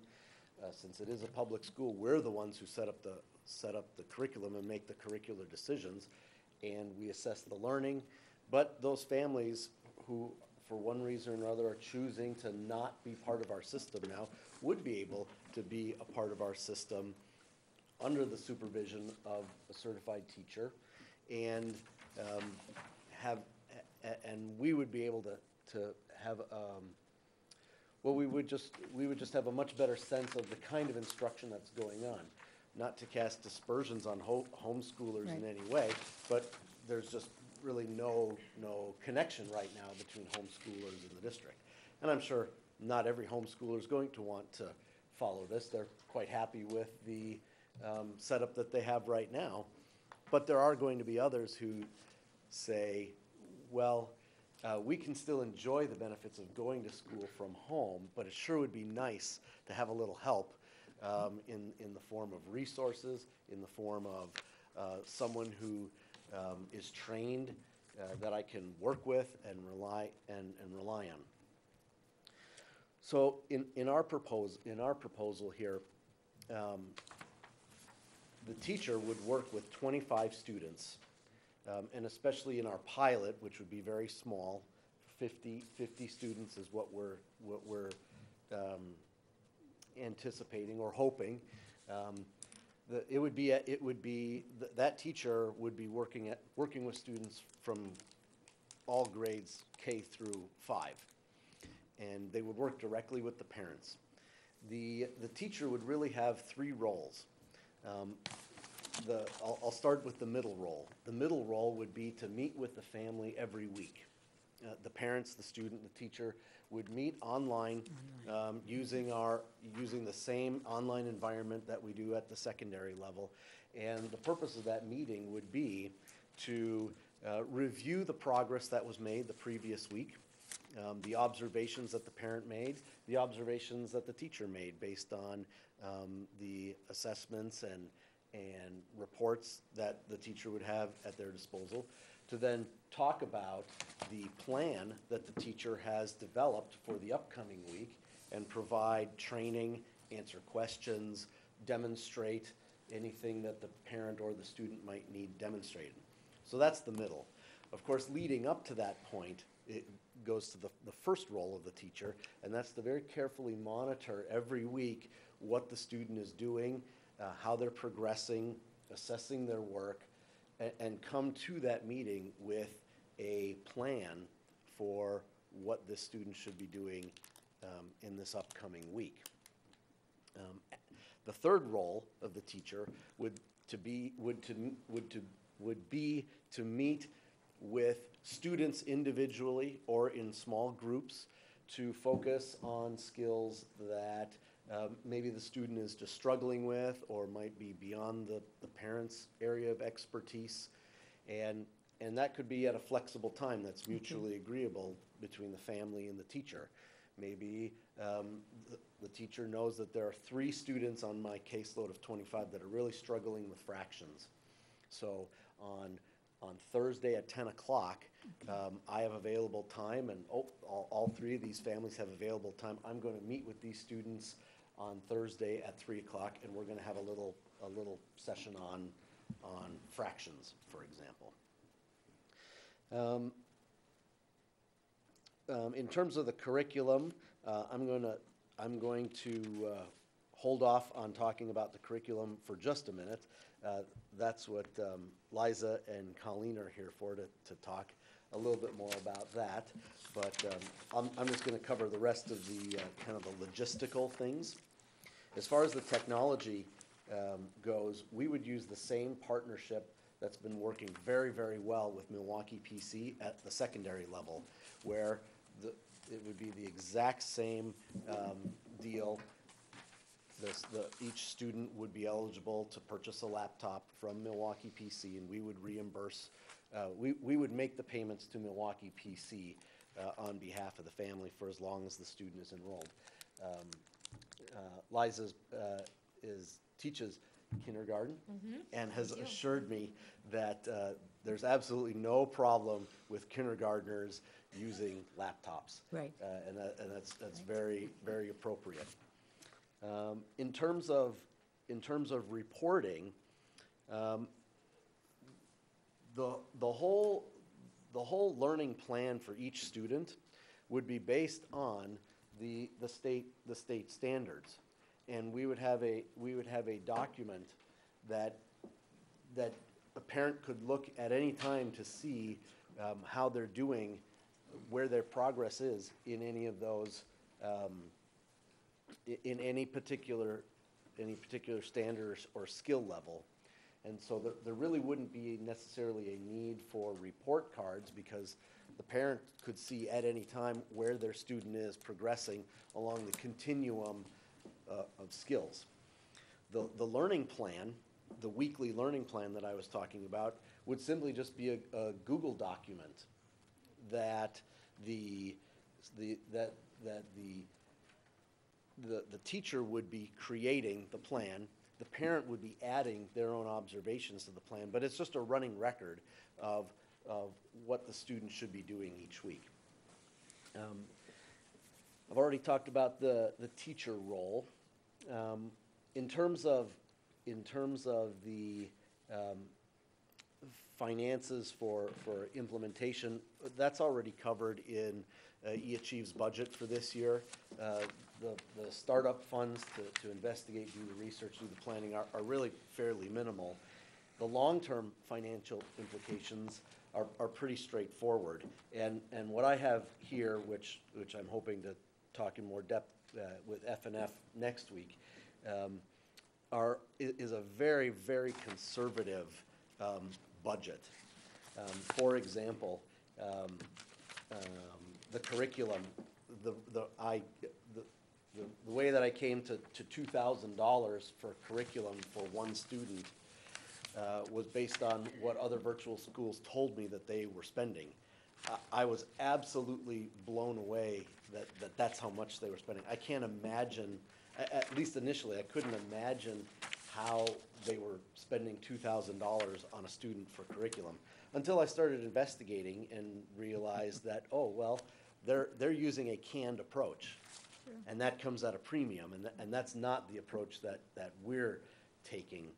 We're going to follow a similar model as we have at the secondary level that we feel very positive about, where we empower teachers to have ownership for their course, just like a face-to-face teacher has ownership for their classroom, to gather the very best resources they can find.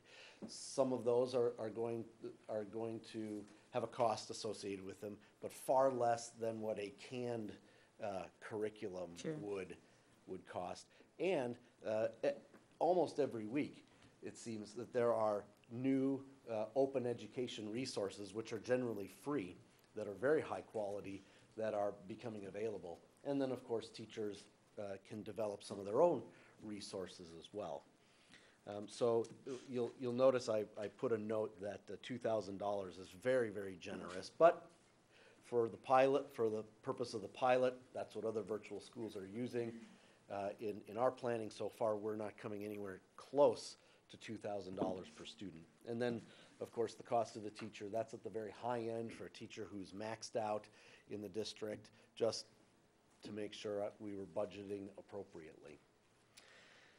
So as far as the logistics go, that's an overview, just to get the wheels turning, and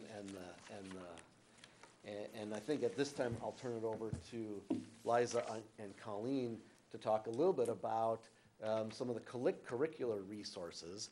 One of the things I was most impressed by as we started looking at the curricular resources were that most of these resources are things we're already doing in the district and already using in the district at the elementary level. We just ask students to come to a building to access many of these, when there really isn't any reason why they couldn't also access these from home. And I thought that was particularly interesting, that we have so much already that we're using that's online and digital. So with that, I'll turn it over to Liza and Colleen. I would completely agree. We kind of found the same thing when he had asked us to start looking into it. We immediately had ideas from things we already use in our classrooms. Yep, and this was all structured based on proficiency based, just like we use digital tools in our classroom to supplement, to meet kids' needs, where they are as individuals, what they need.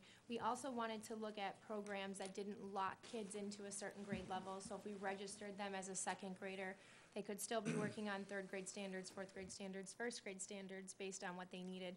So we really looked at programs that allowed for that flexibility, knowing that will be the reality of students and their needs. We also considered how engaging they were to students. Would students be excited and motivated to use these programs? How user-friendly are these programs for parents and families with different levels of experience with technology? We're excited to be able to find resources in math, reading, writing, science, social studies, gym, health, and even music and art to supply these families with. So our goal here tonight is just informational, with the idea that we'll come back next month in May. I'm sure you'll have questions for us tonight, but the idea is that we'll come back in May and have answers to your questions, and if we can't answer them tonight, and then seek for approval of a pilot for next year. Next year, okay. For the 14-15 school year. And when I say pilot, it's because we're starting small. We're not going all out in advertising that we have elementary. This would be after the open enrollment window closes anyway, although with exception to open enrollment, we basically have rolling enrollment anyway now in the state of Wisconsin. But then once we have the pilot up and running and things are going well, then we would include that in our marketing for really it would be the 15-16 school year. But for next year, just starting small, get our feet underneath us, work out the wrinkles, which, you know, anytime you start a new initiative, there are going to be things that you hadn't considered up front. So, How are you going to get your first students, did you say, Rick? well, we will reach out to all of the Waukesha students who are attending other virtual schools. Okay. We'll also reach out to all the homeschool schooling families in the district, and we will also reach out to all of our current eAchieve families and let them know. About elementary. We now finally have approval to start elementary, and some of them have already told me, well, would it be okay if 3 or 4 of my friends also joined? And I'm not going to say no, but we're not going to aggressively go out and market statewide. But I think from that pool, we're going to have plenty to start a pilot. So you're thinking of like one classroom or per grade level? Well, if we could get 50, just 50 students total. Oh, total, okay. K-12. Got you, got you. And if we, K-2. what did I say? K-5. K-5. We already There's some have 12. remedial work We already have we're 6 working on 12. here. Some remedial students. If we only have 65 students, well, we wouldn't need a full two teachers. We would need a teacher and a half. Excuse me, if we have 35 students, we would need a teacher and a half. So the goal, what we've budgeted for is 50 students, but we certainly can adapt based on whatever the enrollment is. Okay, thank you for explaining that. Mr. Baumgart? Yeah, I had the opportunity with my charter school hat on, spent a little time with Rick on this last week, I think it was. And he's really done a lot of thinking to get this far. And I encourage you guys, fellow board members, to start thinking about questions you might want to ask, and I've thought of one myself. Okay. I think when we talked, it didn't cross my mind, but I assume, from what your conversation is so far tonight, we're not going to be talking about any part-time students. This will be, you're in all the way. Like in high school, they can take a course. Right. You're not talking about that. Not for our pilot No, year. I didn't think so. And that clears my head on that one. So I didn't quite see how that could work out with the group that you're describing. But I do think this is something we really should be investigating. I agree. And, there's an opportunity out there. Our district has always been very good, and I think Patrick said it earlier, we can implement things. Yep, we and can. we can implement them well if there's a need for it. Sure. And I think Rick is trying to make a valid point that there is a need and a reason to be doing this. So if you think of anything in the meantime, give him a call. Well, just very quickly, Rick, I'm concerned about the commitment from the parents. What if it's a working family? The parents aren't home during the day. Can they then spend the 6 hours with the kids from like 4 o'clock on? Sure. Or does it have to be during the day? No, it doesn't have to be during traditional school Okay, hours. it doesn't. It certainly All right. could be in the evening if that's, Okay. if the child is at daycare or Okay. at a relative's house Sure. or something like that. Sure. And then the parents are available in the evening. Certainly, if that's when they're going to do school, they certainly could participate then. I mean, it would run But- into late hours when most youngsters are in bed, but that Right, would be a parental right. choice. Yep. Right. It is critical, though, that the parents. Oh, I can and they would. absolutely. And they would be agreeing in no uncertain terms that that's what they're committing to. Okay. In terms of being part of this program. And then if they're not, I mean, Well, then this isn't an option for them. okay. That's good. And would we be monitoring that to make sure that the parent Sure. is there? And Okay. that would primarily happen through the weekly Okay. meetings with the teacher. Okay. that- So the parent then sits next to the kid when the teacher is doing the instruction. Absolutely. Wow. That's a commitment. Mr. Como? Thank you, Mrs. Persing. Let's just carry that one step further. What do we do if the family isn't committed to those, the parents aren't committed to those hours? Can we do anything? Can we say, sit, we're done? Yes. We don't have the commitment? We really can. Go elsewhere? Yeah, we really can, and it would just fall under our, what we already do at the secondary level for non-participation. I mean, the state laws are very clear for students enrolled in a virtual charter school that you must be participating. If a student doesn't have the guidance at home, they're not going to be able to participate without guidance from mom or dad at home, and hence they wouldn't really be participating at anywhere near the level, and we would just follow the same procedure of returning them to their resident. We only have one option, and that's to return them to their resident school. Okay. And that's what we would do if the student wasn't participating. And that could happen if mom and dad really aren't holding up their end of the Sure. deal here. So, one of the major differences between a student attending a virtual school at the elementary level versus the secondary level, primary versus secondary, is they need that parental time at the elementary level. Absolutely. What are some of the other differences, major differences between the secondary and the primary experience? That's a really good question. I think the most significant difference is the proficiency-based model that elementary would be. So that whatever the student is ready to learn, that's what they're going to be presented with in terms of skills and activities that lead, of course, to assessments to determine if they have learned. That does lead to an interesting point. What if a student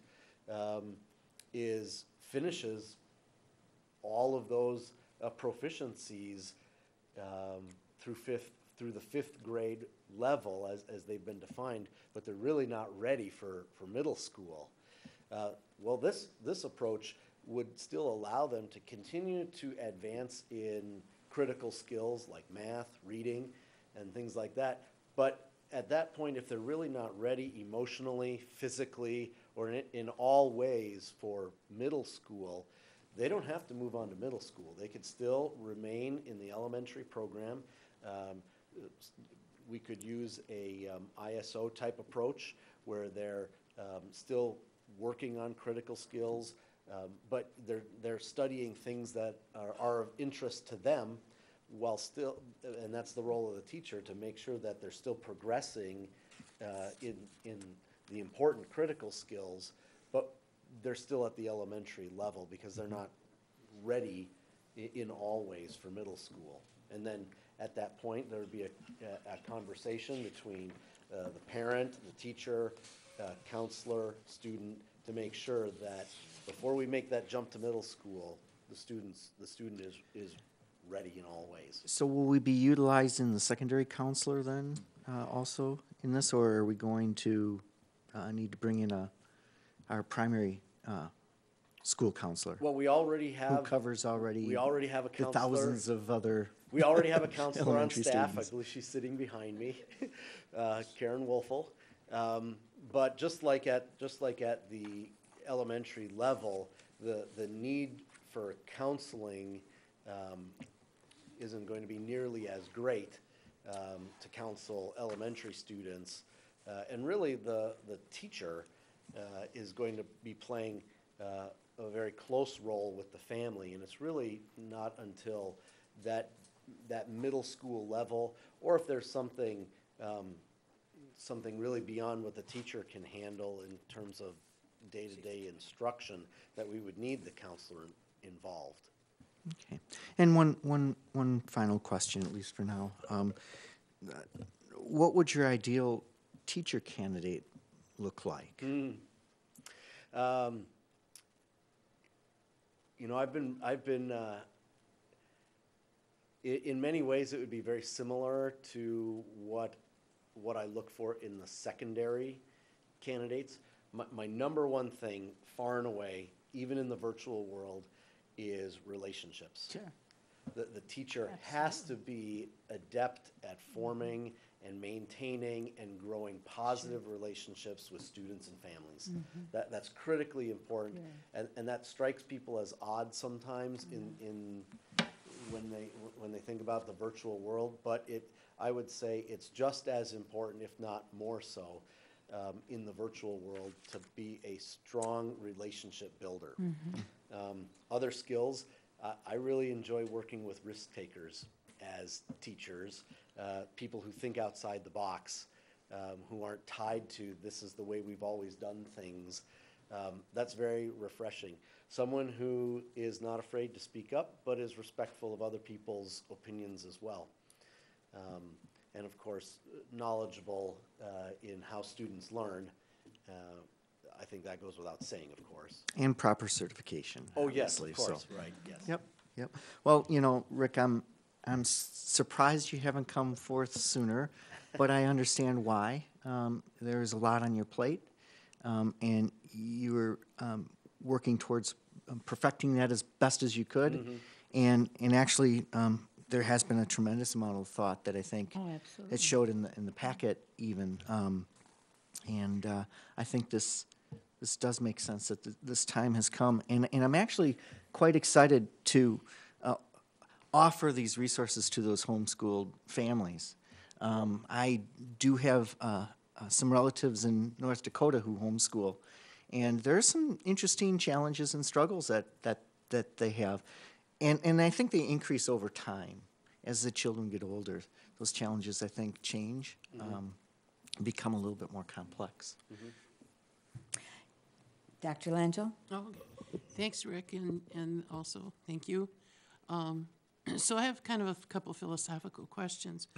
First of all, some of it comes from the fact that even at the university level, we're told by major corporations, and I teach history, so you think, wow, what is that? What do they care? That one of the things they want isn't just a graduate with good writing skills, good thinking skills, but somebody who can work in a group. Honestly, we hear that all the time. So we're being, not forced, because I believe in it, but to do a lot of group work in our classrooms, even at the university level. So coming out of that, I guess I have to mention two things you said, Rick. As you're looking at a person you would hire, you're talking about somebody who's good at relationships and somebody who, would be respectful of other people's opinions. But a person, and I know homeschooling is homeschooling, I understand that. But where in our curriculum, if we're teaching kids alone, basically, do you learn to be good at relationships and to be respectful of other people's opinions? It seems to me that I have a problem philosophically, especially at the young age, of having kids who are loners. And I understand homeschool, that happens. I understand that, we all do. But it seems to me that what I thought I heard you say was that we want to get into this because of numbers, that in many ways, it will be good for us in our virtual school in terms of numbers. I understand that. We need to obviously be productive in our numbers. But what I'd like to have you come back in May with are some studies as to how kids who are basically learning on their own, with maybe very limited experience with peers, are going to learn how to be good at relationships, are going to learn how to respect other people's opinions. And I'd like to see studies you might access and bring to us as to what people have seen in terms of results of kids who from age 5, are basically learning alone. And as, our committee knows, I have a problem often with learning styles that are face to screen and not face to face. And it seems to me that this really accents the face to screen, learning, not face to face, not group oriented. So I have some problems just in terms of, are we really crippling kids in some ways with this? So I'd like to see philosophically, and I'd like to see studies that you've read, that this, can be a positive experience and benefit kids. You just used the phrase, and I wrote it down, kids should be ready in all ways. But I think maybe they're not going to be ready in all ways, because I think we're crippling them in some crucial ways, which is socialization. And, as I look through this book we just adopted, the human animal is a social animal. And that's one of the major theses of this book we just adopted on, human geography. And so, okay, 8th grader, I understand that, but it just seems to me that if we start kids out from the very beginning of their education with a face-to-screen model and very limited group experience, how can we say that they're ready in all ways for the world? I just think they're not. So, I'd like to hear studies that say the kids that learn in this style only have also developed abilities you were talking about as the two primary ones you'd look for in a teacher. How do they get to be good at relationships with their peers? How do they do that? And how do they learn to be respectful and work with other people, respectful of other people's opinions? I'm not sure how that happens. So, I'm asking you because I really have some major concerns about what the results of this will be on kids, and if we really want to endorse that as a district philosophically, at a lower level. So just to throw those out as things I'd like to hear about in May. I will look for some studies on that. Thank you. I know our current families are involved in many social activities, and that a face-to-face school is one way to socialize, but church, 4-H, sports teams, music groups, the kids in the neighborhood. Kids don't go outside. There's church. There's all kinds of ways that Are those that our requirements in our students- curriculum, or would they be? No, they're not. They're Oh. not requirements Okay. to be involved in. Well, but still, you At, know, at we're the trying- at the secondary level, we have a service learning component where they do have to go give Yeah, I community remember that. service. Yeah.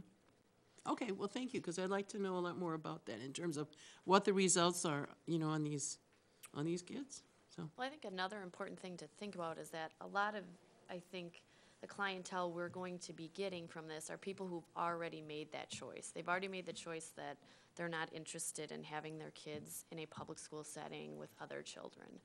So, you know, we can debate whether that's a better option for education, but really they've already made that choice for themselves. So part of it is us giving them the tools in order to have a good educational foundation at home.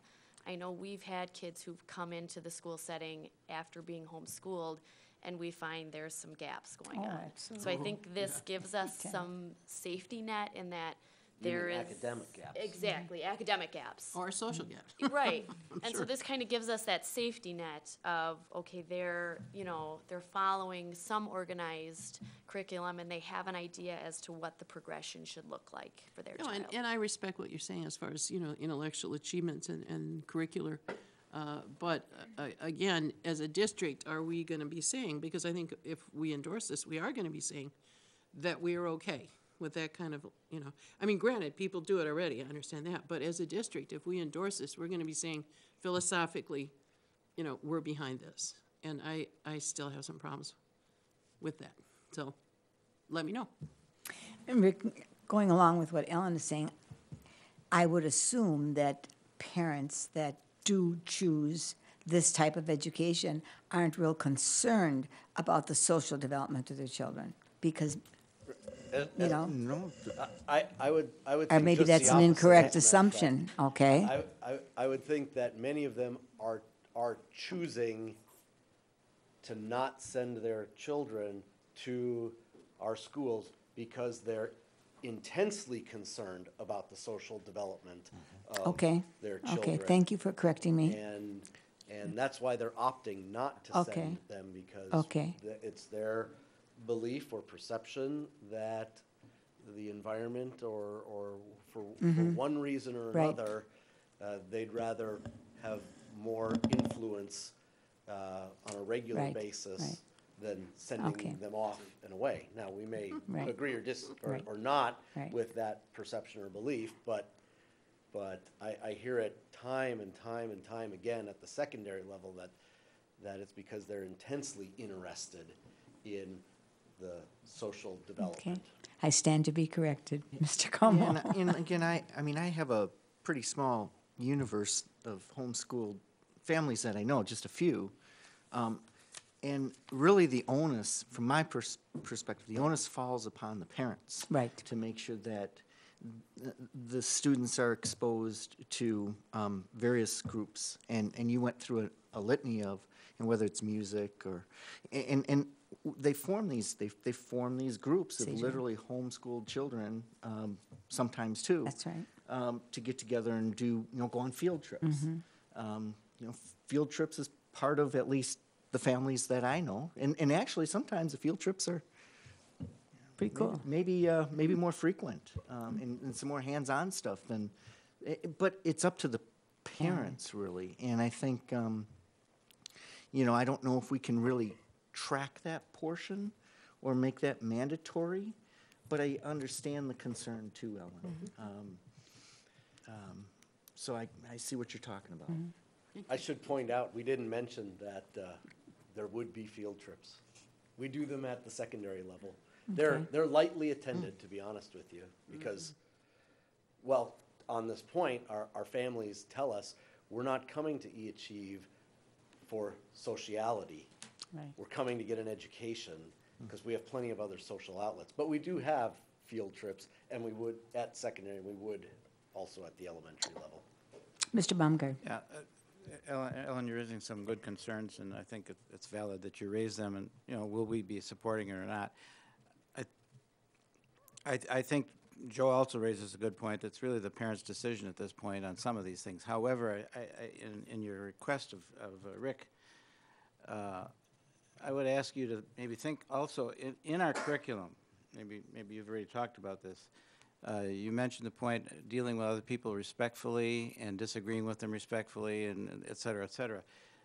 I would ask you to look into our curriculum if there are opportunities for mini debates or discussions, and you know, I know you can have group discussions online and things like that, because I think being able to communicate and being able to agree or disagree respectfully is a legitimate thing that can be in our curriculum. It is in many other places. In our classrooms we do it. And the other thing would be, and I know geographically this may not work, or maybe we tried once before to have a place where the kids could get together in small groups, and that bombed on us as far as I can remember. You're right. But you know, maybe there's other ways to handle that, and you know, working in small groups on an online basis or something. So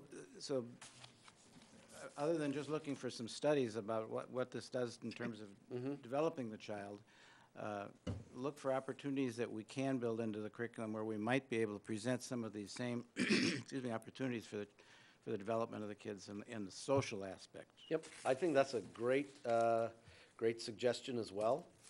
I know we do that at the secondary level at eAchieve through discussion boards, and it's very interesting because we have some very strong opinions at I think to a higher degree on kind of the extremes on world views, and it gives us a very good opportunity, whether it's in our private social network or whether it's in a course that's debating a particular topic that can be fairly controversial to people. It gives us a good opportunity to say, now this is how we're going to approach this. You don't have to agree with each other, but we're going to carry on civilly, and it's important to understand the other person's point of view. I would say that's a discussion that happens every single week in one form or another at the secondary level. Figuring out how we'll apply that to the elementary level, we'll work on that. I'm very confident that we'll be able to do that, though. And I think those opportunities already exist, I mean, within the elementary classrooms in our school district. I mean, many times kids are collaborating on Google Docs and Wikis. yeah, and things of that nature. So I certainly think it would be more than possible for kids to be interacting with each other in a virtual environment. Good. And that we are teaching that already in the in-person classroom about online collaboration between students in the elementary grades. Good. So Good. it would be a natural connection. Yeah. Well, thank you very much, Rick, and go for it, you know. I agree. If they're going someplace else, we're very capable. We have wonderful, wonderful curriculum and staff, and go for it. Come back and report and let us know how things are going. All right. Okay, thank you. And thank you, Colleen, and thank you, Liza, for your interest. Okay, next we have the counselors. No? CNI goals. Oh, CNI goals, I'm sorry. I have a quick image. It should be, I think, on the overhead here. Real quick, I put a packet on your board. There it is, sailboat. I put a packet on your table today. That is not mine. It's the district's. But the reason that's on there is about a year ago we got some informal coaching from a program called SAIL. It's put on by Dr. Joe Schrader, who was former superintendent in the Muskego School District, and he now is the executive director of the Wisconsin Association of School Administrators, or ASA, or Association of Wisconsin School Administrators. And in that, I had shown a preview of some of the templates that we're using, and they're going to be in your packet. I'm going to get to those in just a second. So we just started an introduction of some of these tools this year into our our C&I team and introducing that in our role in supporting principal work and in their developing their support of classroom teacher work. So if we can go to the next slide, that would be great. The cover page on the packet that I put on your desk looks like this. And really, this came from the Wallace Foundation and a part of University of Washington, just what is titled Central Office Transformation. And it's a pretty extensive document and pretty extensive website that I did not give you tonight, but I can if you're interested. Yeah, I gave you the cover page to know what it was and where we got it from. But inside that page, really one of the main image, I'm going to go with a graphic here, so I'm going to take a risk.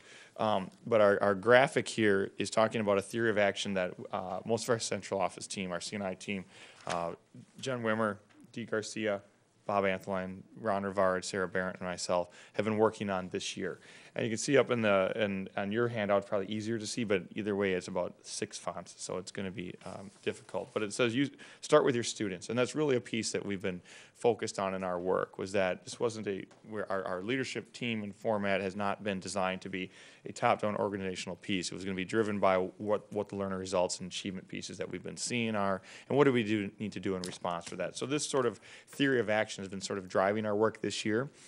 We have scheduled to go to a formal SAIL training this summer. And this is really the work behind the SAIL training that's going to guide us. And it's really going to guide our work in bringing our achievement data here from the school district over the last number of years, taking a close look at what are our vital few areas where we need to focus on. Literacy we have identified already as one of those key pieces. And from there, asking the question, what's going on with our students' learning? How is teachers' instruction affecting student learning, and what are teachers doing or not doing in their instruction that's helping or hindering student performance?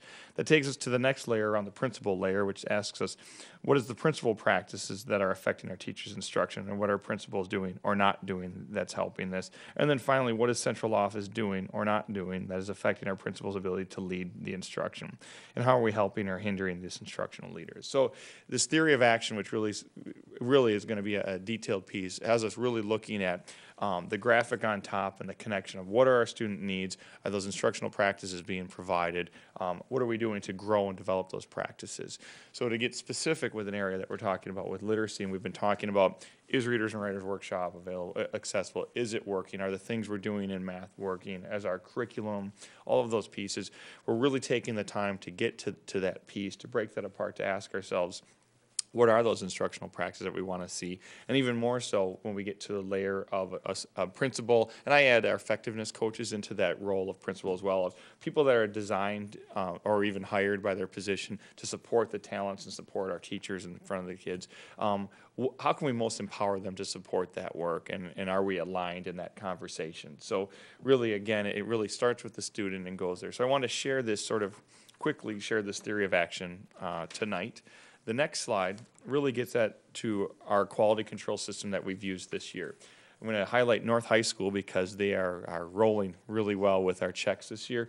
They've completed their 3 rounds of a summer, fall, and winter quarterly report, and this is just a quick screenshot. You have the detailed version in your handout of. And they're coming up on their spring review. I believe it was supposed to be tomorrow, but it got postponed, I think, for about a week from now. But we are hitting north, west, and south tomorrow as well. So just giving one example, every school has one of these charts. And we've been going through each quarter as a team and really trying to support. A score of a 3 in these areas means that they've really met and exceeded the target and they're good to go. A yellow or a 2 means that we need to do some follow-up, and a 2 does not necessarily mean anything bad. It just means a little more work to be done or some support. A 2 across multiple buildings is really a reflection of our C&I team and our ability to communicate and pull plans forward. So we've had times where we've gone and we've seen a repeated theme, and that's really been great feedback for us about a rollout of an initiative or of training. But every once in a while. A 1 means that we really just sort of missed the boat. And again, this is a score that, while it says north on top, we say that it reflects the entire theory of action, which is teachers, the principal, and our district office. So our goal across the year has been 3s across the buildings and 3s across each column. So this was our first attempt this year at using a format and a process like this. And we said next year our goal is to move from allowing these strong processes to lead to great instructional practices. So we're using some of these processes this year, But going into sale this summer, we're going to take some time to really slow down the processes and talk about what are the key instructional practices that we want to see. So starting to see some, I'm throwing a lot at you, starting to see some questions, so I'm hoping we can dig in. Just as we're looking at changing practices for teachers and principals and leaders in the district, one of the things that I think is sometimes left behind is giving up stuff we've done in the past. Absolutely. We're great at saying this is the new way of doing Adding things, on. but sometimes we're not so great at letting go of what we've done in the past. So true change, at least in my opinion, is also giving up That's the key. things, just dropping them, stopping them. This no longer needs to be done because this covers that.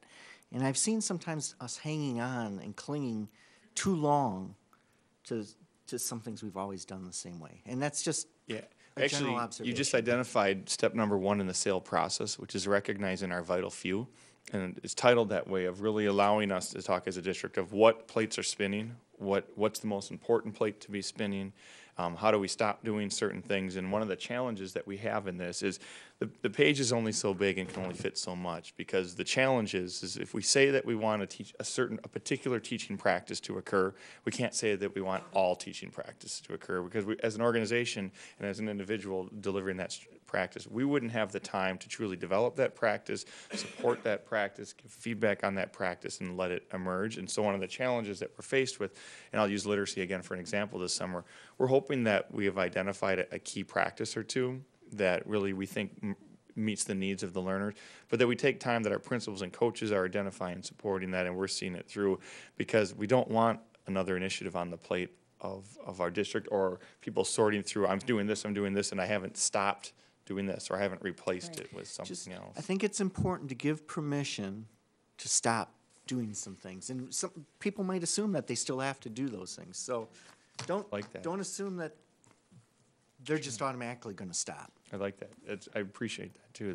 I think it's important that we send that, because that's the goal with what we're trying to do, is to be real clear and supportive of some things, so that we really do get a strong depth of understanding of the practices, and we recognize that one of the main things that's interfering that is a multitude of plate spinning or another thing on the pile or something else. So, but we'll try to be real intentional about that as well. Just lastly, and maybe we can turn this into a discussion, is I also provided a second one. They look the same. That's intentional. But we had our CNI report card that our CNI team has sort of, well over a year ago, we set some targets that we wanted to do. Sarah Barrett, for example, knew that she wanted to launch our district into the new state accountability system, or the educator effectiveness system. We knew that we were looking at a Waukesha 1 adoption. We knew that we were taking a look at setting some building goals and things. So we established some targets for ourselves, and what we found well over a year later is that in some ways we're celebrating some 3s. We have a couple of 2s that we're still trying to finalize by the end of the year. We've also adjusted some of the targets just based on a few changes. But the reason for me bringing both of these is to not only show some of the areas that we've made some practice and some of the work that we still have to do, but to recognize that we're trying to hold in our system ourselves to an aligned process to what the principals would do. And even next year, there'll be a third sheet that will really identify marked practices that we're hoping to see, and not just throwing them out there and saying, so when we're asked the question in our district, how are we doing with literacy, or where are we at with things, we can identify from the start some key practices that we were targeting for, and we can be really precise on the adoption of those practices throughout as we go. And we wanted to be able to do that. So our investment in professional development, our investment in our teachers, and our investment in this hard work, we can really take the time to see it through, and not just hope that it kind of lasts or sticks, so to speak. So I want to give a quick overview of this, because we're going to be using this framework as we move into next year. I wanted to open ourselves up to any conversation, suggestions, or dialogue as we do this. The official training date is the first week out of after school's out, and it's a 3-day training that will take part of it, and has a lot of follow-up earmarks even for our district to be a part of. And it's a 2-year training experience. We have a team of 13 attending this summer. That's 7 district office team members that include Todd Gray, and it's 6 building principals that include a variety of levels in our system. So we have some pretty good representation of how we might bring some of these theories of action and slow some of the work down. Lori? Dr. Lanto? Thank you, Ryan, and I enjoyed reading through this. I did just want to make a comment, and we can come back and talk about this more, but as I look at what looks to me to be number 6, am I looking at this? Well, I don't know what number it is. Anyways, on page 2, no, of the whole thing, where it starts, S2, starts with 1, 2, 3, 4, and then on the second page, it's 5, 6. Okay. If you see that. Mm-hmm. See that? Okay.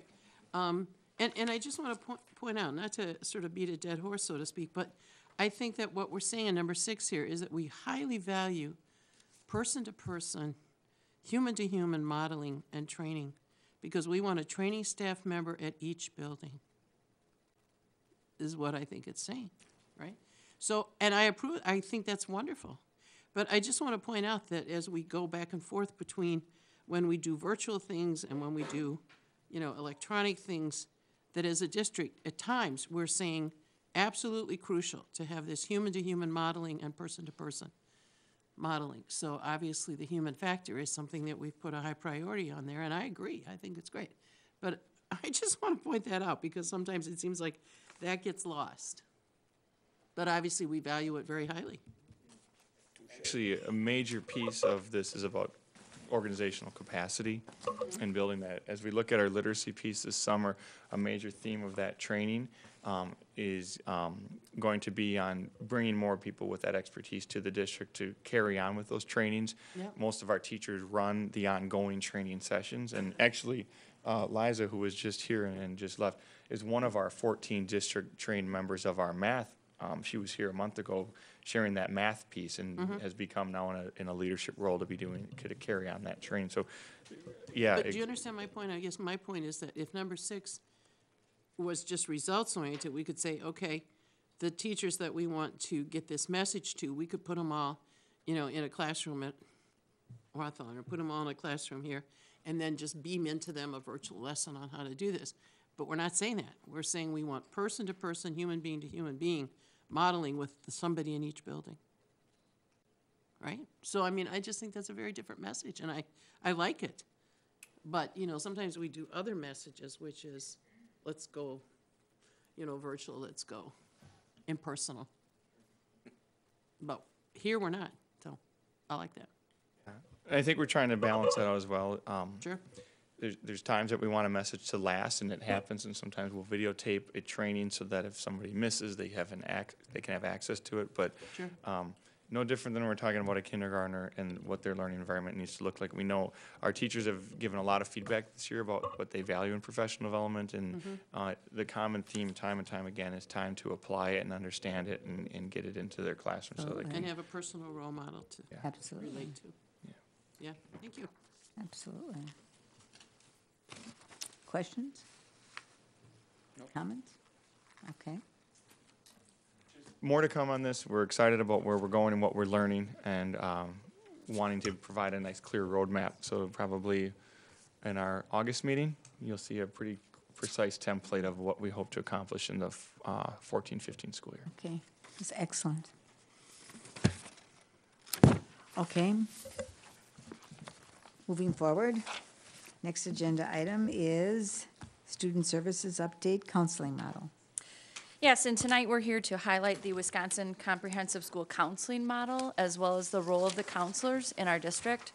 Mr. Como, when you talked about letting go of some things, this is a team, and I'll introduce the leaders, and they'll in turn introduce their colleagues, that really embraced re-envisioning their role, taking a hard look at where they were at, and re-envisioning that service to students in schools in alignment with that model. We have been undergoing, and it's not quite complete, but a comprehensive program audit to really look at what does that look like, where do we need to grow to meet the needs of the future. So I'll introduce, these are the ladies that coordinate the different levels. We have Jean Ann Morazzo, South. She, again, coordinates our high school. Kim Harrington, middle school. And Amanda DeSua, maybe you have not met her yet. She is our elementary counselor. So she helps us out with elementary. So we're going to be interested in supporting Rick as he goes forward and looking at the lessons. Amanda delivers a lot of lessons within our schools, but it's hard for her to reach all 5,700 elementary students. So she has looked at flipping some of those lessons so they would be something that's certainly accessible to Rick with that startup. So when you talked about those social domains, everyone's ears were perking up. We're giving each other those eyes going, oh yeah, here's how we can help. So without further ado, I'd like them to introduce their colleagues as well, just so you can see it in the audience. Well, let's see. Okay, we have Stacy Velk in the front here. She's from Horning Middle School. We have Karen Wolfel. Karen splits her time grades 7 through 9 at STEM and 6 through 9 at STEM, and then also she's in the Achieve counselor. And we have Debbie Cahill from Central Middle School. Chris Fay, who is the 10 through 12 counselor for eAchieve. Julie DeYoung, Waukesha North. And Paul Darling, Waukesha South. And Sarah O'Connell from Butler Middle School. Did I miss anybody? Okay. So we prepared, much like social workers, a brief video to highlight that role. Hopefully we're functioning. Yes, if you can grab a roll, thank you. You'll have the sound.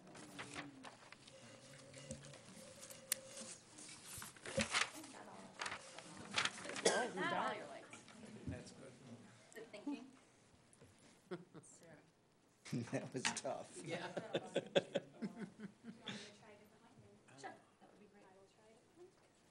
Thought my eyes had a While problem. she's accessing a different link, these ladies can talk about, you received in your packet previously those different domains of service that highlight some of those pieces of that comprehensive model. Oh, maybe we've got that. There we go. Thanks, Sarah.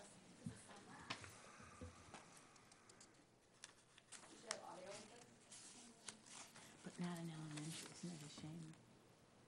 I paused it because the audio's not working.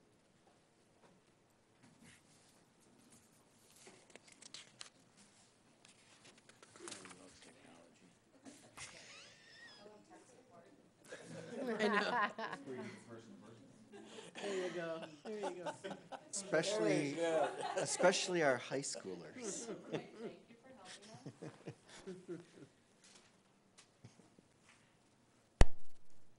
thinks it's going. Mm-hmm. I can hear it.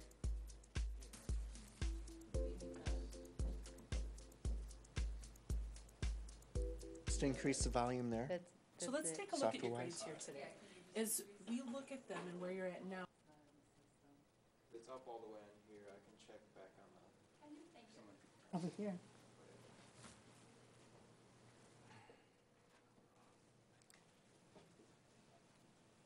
Let's crank this system.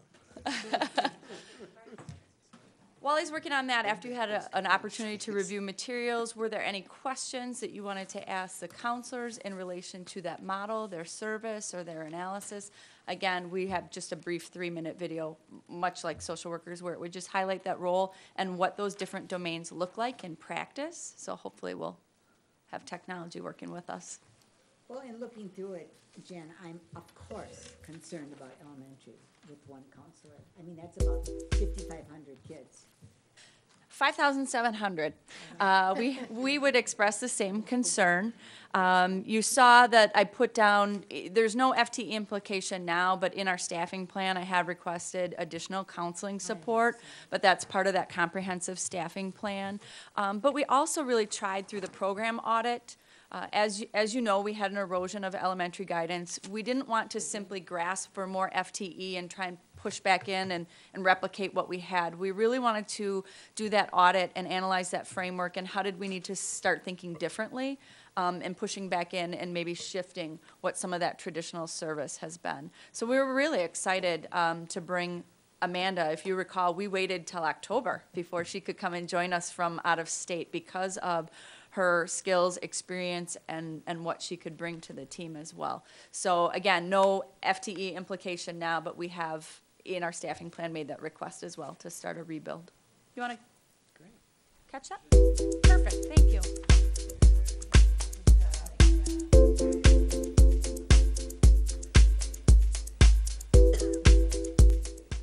So let's take a look at your grades here today. As we look at them and where you're at now, what's something that you are really proud of? I'm really proud of my math grade. As school counselors, we use the domains of curriculum, academic advising, responsive services, and system support to help our students achieve their goals. We meet with all students to foster achievement and engagement in learning and prepare students to be college and career ready. We talked about a lot today, and you'll see we're going to listen to a song called Stand Up. Our curriculum includes multiple topics, ranging from social emotional concerns to academics to career development relevant to learning.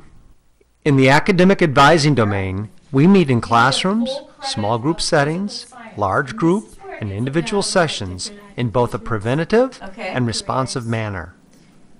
Anything else? I've been using the portfolio. We build a bridge for students and their families to make the connection between day-to-day academic learning and their future goals. Elective classes, we'll figure that out. When to the thing. So then for general coming in your personal space. What when they stop in the middle? In responsive services, we address obstacles that prevent students from learning. A change in terms of friendship. We consult extensively with staff, create academic plans, address student concerns, and collaborate with parents. We're really interested In the system support domain, we work to build a sustainable program that will ultimately raise achievement levels.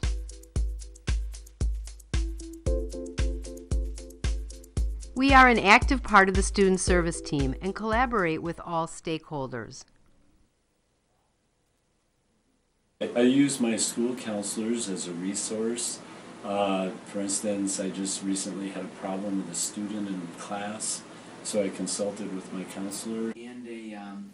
We are the liaison and the advocate between parents and their children, teachers and their students, administrators and their staff, as well as members of institutes of higher learning and future employers.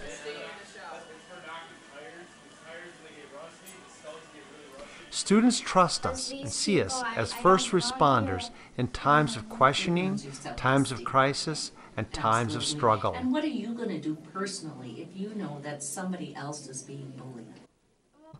From pre-kindergarten through 12th grade, we provide a continual presence in students' lives. We are the conduit for students and families' success in planning for the dream of being college and career ready.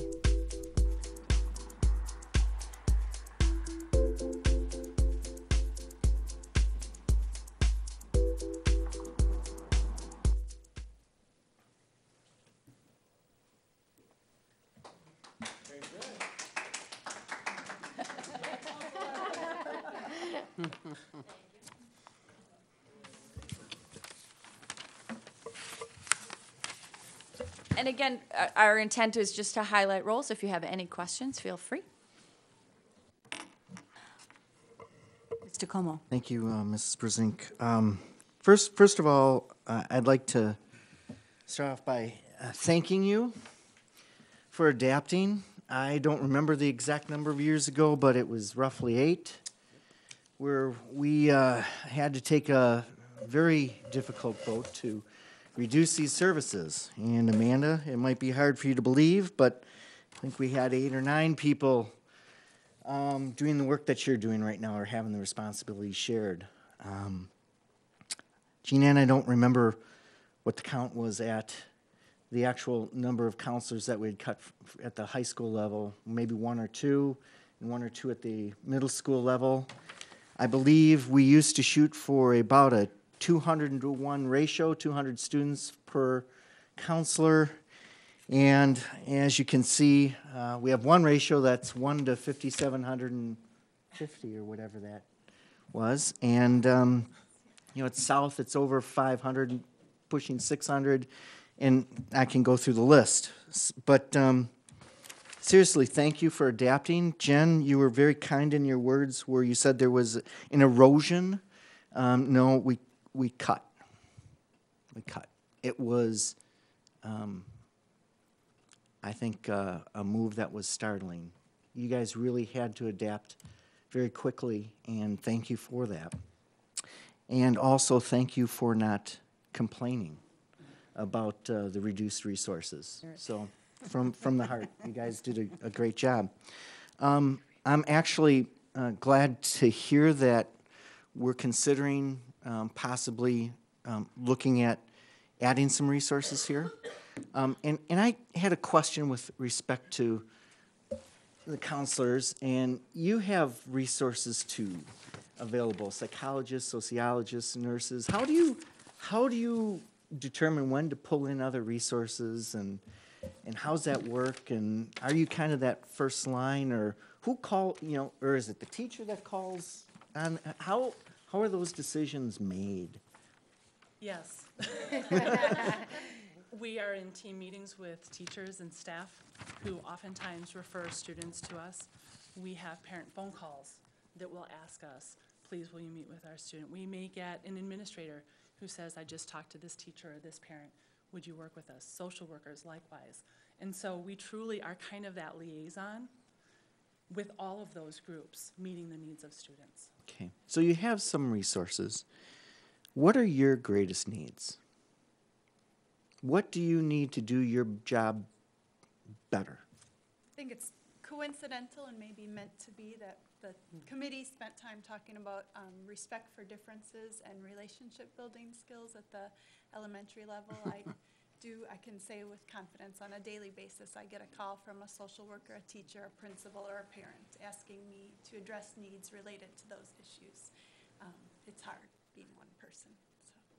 And we are in the middle of a self-study to really evaluate where we're at. We still need to analyze our data and do the prioritizing. One of our goals out of this self-study is to write a 5-year goal so that we can start looking ahead, so that we are utilizing all the tools in our toolbox effectively. And Joe, we do collaborate, obviously, with the resources in our building. We collaborate daily with our social worker, our psychologists, our colleagues, those of us who are in buildings with more than one counselor. But I agree with what you talked about earlier when Rick Nettesheim was up here. It is about relationships, and as a school counselor, it's really about relationships. And so it's hard to build relationships if you have 500 students on your caseload, or 600, or thousands. But it is really about relationships on so many levels.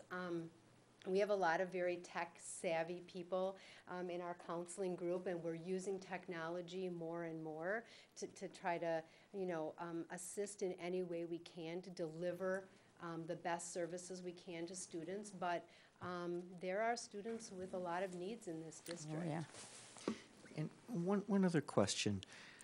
It seems to me, and maybe I'm just getting older, I don't know, that students at a younger age are starting to look at careers sooner, are getting exposed to a lot more, at least compared to when I was younger. And can you explain how you've changed the services and how you've adapted to that, and how you've really been able to deliver to the needs of the students to meet that particular need, as to what's my future going to look like and how do I get there? Well, beginning at the middle level in our 7th grade career wheel class, they begin to explore careers more in-depthly. And then we follow up in 8th grade with our students and their families in an individual learning plan meeting, where we start making the connection with where their passions are, their interests are, and start making the connection to high school and beyond, and helping them envision that and help cast that vision for who they want to become. So what do you do with the student who's like, I don't know? I mean, I'm sure you run into that type of student too. And we say that's okay, because that is natural, that it, developmentally, they're figuring themselves out, very much so still. But we help them identify where their strengths are and help identify careers within those realms, and help them maybe see beyond what they have experienced thus far, so that they can start casting their net a little bit wider. Okay, fair enough. Thank you. Dr. Lancho. Well, I know I'm echoing somewhat of what Joe said, but I also just want to thank you, because I know you all are stretched so thin. You bet. And I apologize to you for the board, and I do hope that obviously this can begin to be remedied in our district. But to the extent that you've still hung in there on the front lines. I just applaud that because I know you bring that personal human element to our students. I mean, teachers do too. I don't mean to slight them. But, you know, as you say, you know, in terms of goals, students will acquire knowledge, attitudes, and interpersonal skills. You know, and how you achieve any of that, I think, is just a miracle. And I thank you for bringing that element to our students. And hopefully we can get more of you and more like you to enhance that, because I just think that's absolutely crucial. So thank you very much for what you do. Mr. Baumgarten.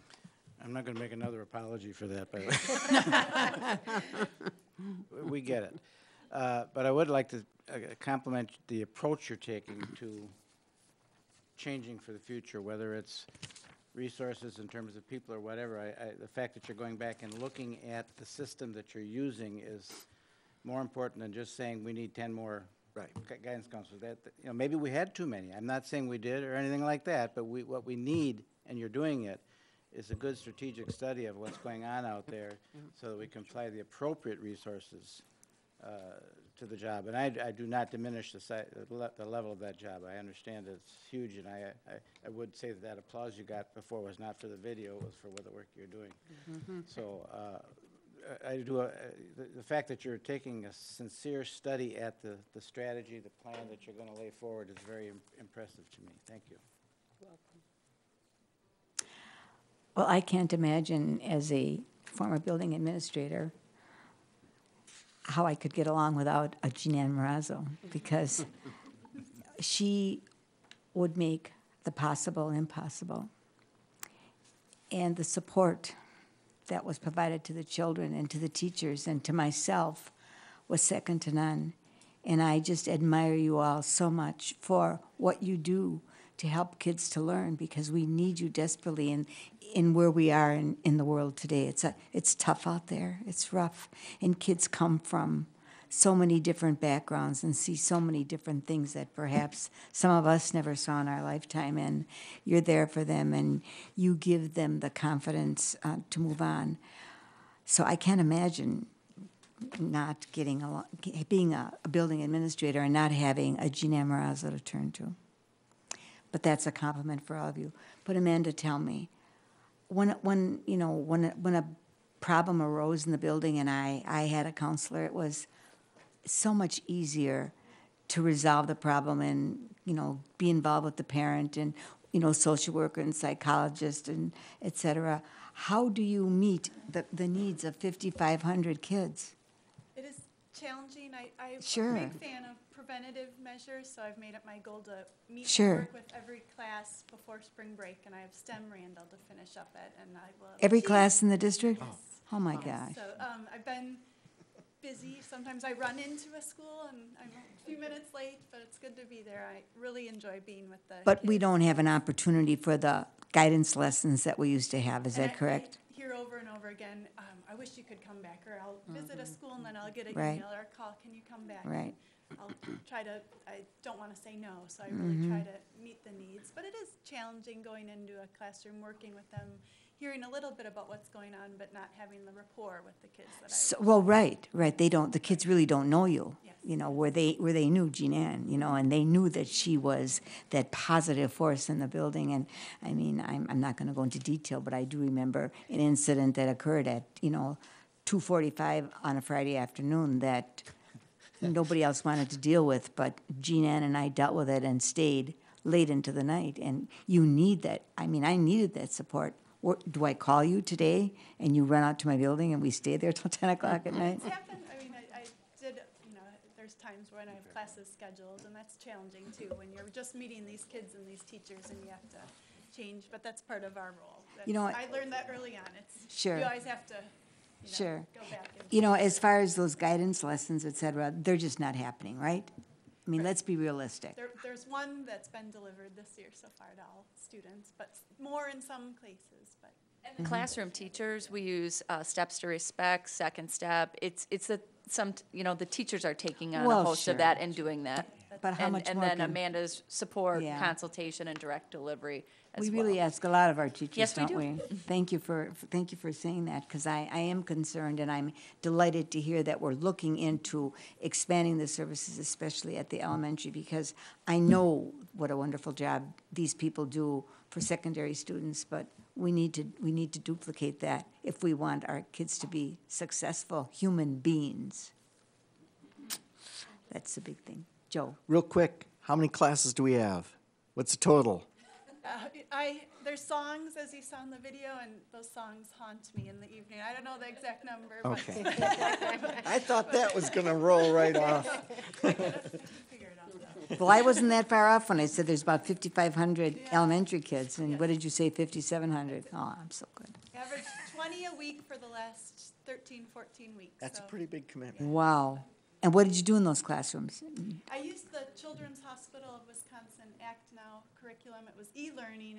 I didn't have to haul in a lot of supplies. Okay. It empowers bystanders to stand up, and it focuses a lot on friendship skills and appropriate assertiveness. So Okay. I kind of liked some of the. So are psychologists and social workers, kind of assuming a lot of the things that you did, not necessarily classroom work, but when there's issues that arise with individual students?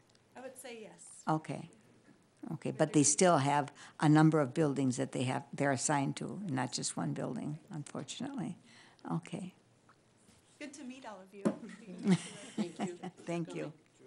Thank you. Well, you do a wonderful job, and I know that our kids wouldn't be where they are today without your services. And I'm super impressed that we even do it for our eAchieve Academy. It's phenomenal. They need the services just as much as the kids that come to school every day. And the challenges that you people face are far beyond what schools used to experience 20 years ago. The world has changed so, and we need you so desperately. So keep yourselves healthy. And when you don't feel good, don't come to school so you can come to school the next day, because you're such an integral part of what we do.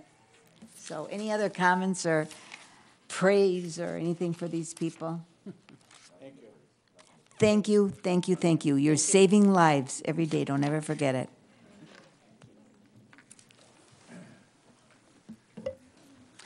Okay, instructional minutes, the last item on our agenda.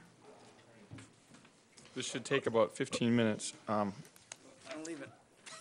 Just trying to coordinate with the number of minutes we're talking about. So, see, I'm still on it. So there we go. Don't laugh. Okay. So, last month, this conversation had gotten to this meeting.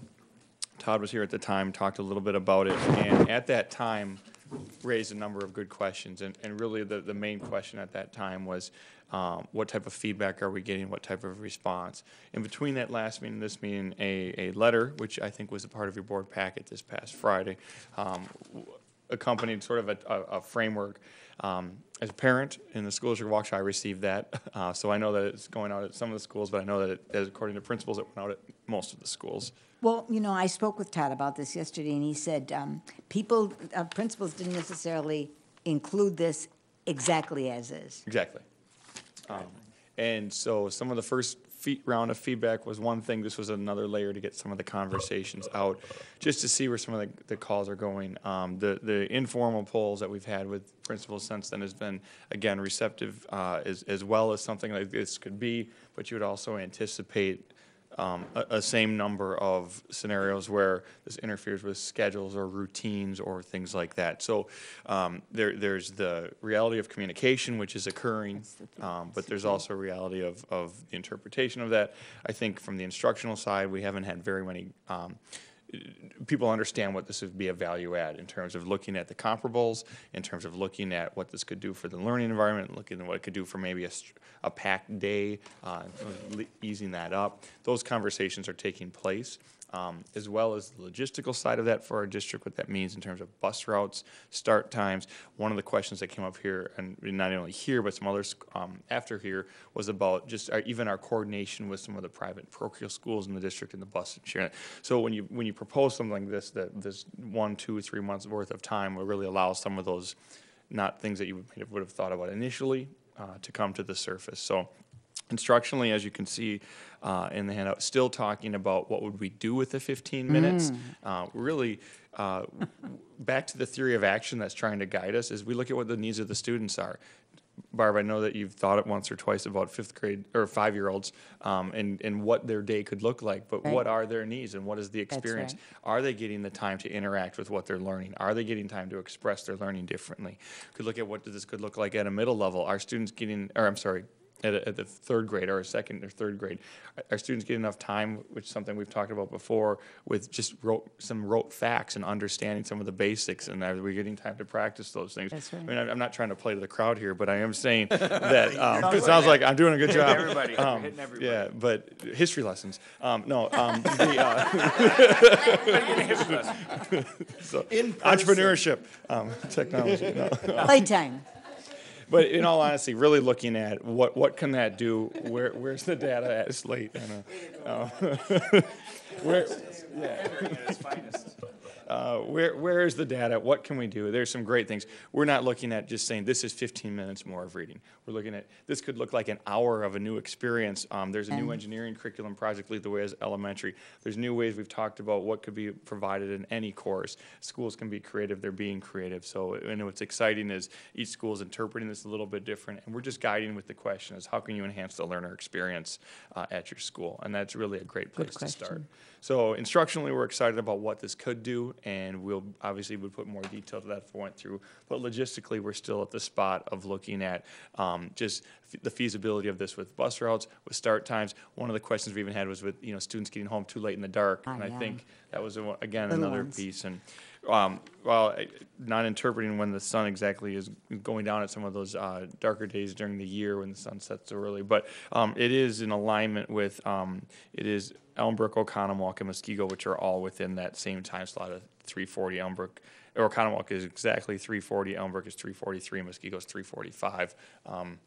Which both Ron and Bob were a part of principals in the Muskego School District. So it isn't a far cry one way or the other. It's right in there. It also puts us sort of right in the middle of the instructional minute. So not an action item tonight. We expect more to continue some more discussions. We have a principals meeting next Wednesday, and this will be again another chance for Todd and the team to have face-to-face conversations as well as what were the results of some of the letters. I know I just got my letter yesterday, so the phone call should be coming this week, and it's a live topic as we speak. Okay, well, I would say communicate, overly communicate, so that no one can say I didn't know about it.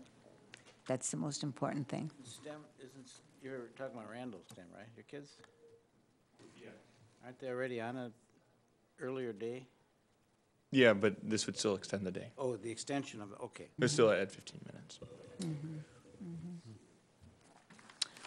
Mr. Como? Wonder if this would be a good electronic survey for parents that want to give us feedback. Face to face. You and some listening sessions. Yeah. That might be a quick way. Actually, I'll write that down. A lot of our newsletters are electronic now, and a lot of those quick email homes have a survey that is so easy to put in 1-2 questions just to see where what do we do for the people that don't have computers? And there are people out there. What do we do? All of our schools, just like in the classroom, we ask right in the beginning of the year, face-to-face everybody, what form of communication works best from you, and we know that we always have a route that print out. I always, as a principal, printed out about 10 to 15 different paper ones. Sometimes you have families at different spots. Sometimes people just even prefer the paper, and we just print out a copy of it. Just so we touch everyone as much as possible. Okay. Thank you for the update on that. Any other specific questions or things that if we were to bring this back to the table next month, we could look at surveys, we can get some more data. I don't know if any other questions. I would just be interested in knowing, are we going to bus the same way we bus now? Are we going to do high school first, middle school second, and elementary last, like we do now? But then that would put elementary home in some places in the dark. I mean, it really would. At 3:45, by the time the bus picks them up and does the route, it'll be 4:30-ish, and it's dark. Yeah, sometimes the latest or last spot gets to Yeah. be about with the loading time. And, you know, some of them have to walk, you know, from the bus stop, et cetera. So I'd be interested in knowing, you know, how we're gonna do this. Are we gonna do high school first? Because we're all gonna be getting out at the same time now, right? Aren't we? No? There'd still be staggered, There will still okay. be a staggered Okay. time and a tiered bus system, which Okay. is what we're experiencing now. Okay, okay, but I know the high school kids probably are on the corner in the morning in the dark, but they're a little older than 5-year-olds. Yes, We're still talking about a two-tier busing system, right? Have we tried to look at a three-tier busing system because that can save us some money? I don't know, I can check on that again. I know Lori Clifton has been working with them and has a number of proposals in there, but I mean, maybe this isn't the year, but, what do you mean by a 3-tier? well, there's essentially, if you have one tier, everyone would have a unique bus and get to school on time, at the same time. Okay, 2-tier, yeah, you have two different staggered, some Right. different staggered times, Okay. but 2 tiers of buses that essentially, Yes. or the bus serves twice, right? Serves Sure. students twice. Twice, A right. 3-tier is a bus serves students 3 times. and right And now so we that's have where the two- savings yeah. comes in, And is we you have- still have the same number of routes. You're right. But you're using the same bus 3 times as opposed to twice. So now we're doing a 2-tier? Yeah. Yeah, Yep. Yeah, and I just didn't know if we were looking into 3-tier. We had an analysis done, I want to say roughly 4 or 5 years ago in F&F. And we had, there was a consultant that was hired, and one of the main recommendations that were made for cost reductions was a 3-tier busing system. And we never really explored that. And we just didn't see how we could make that happen. Yep. And that still may be the case. I don't know. I just didn't know if our administration Yeah, had for the little taken a ones. closer look at that or not. or alone, you know, they get dropped off. I can get more details on that next time. Okay. All right, thank you. Anything else for the good of the cause? Believe it or not, that we've covered all the things on our agenda for this evening. The day of the next curriculum instruction meeting is Tuesday, May 6th. Oh my goodness, the school year's almost over with. And the meeting is adjourned.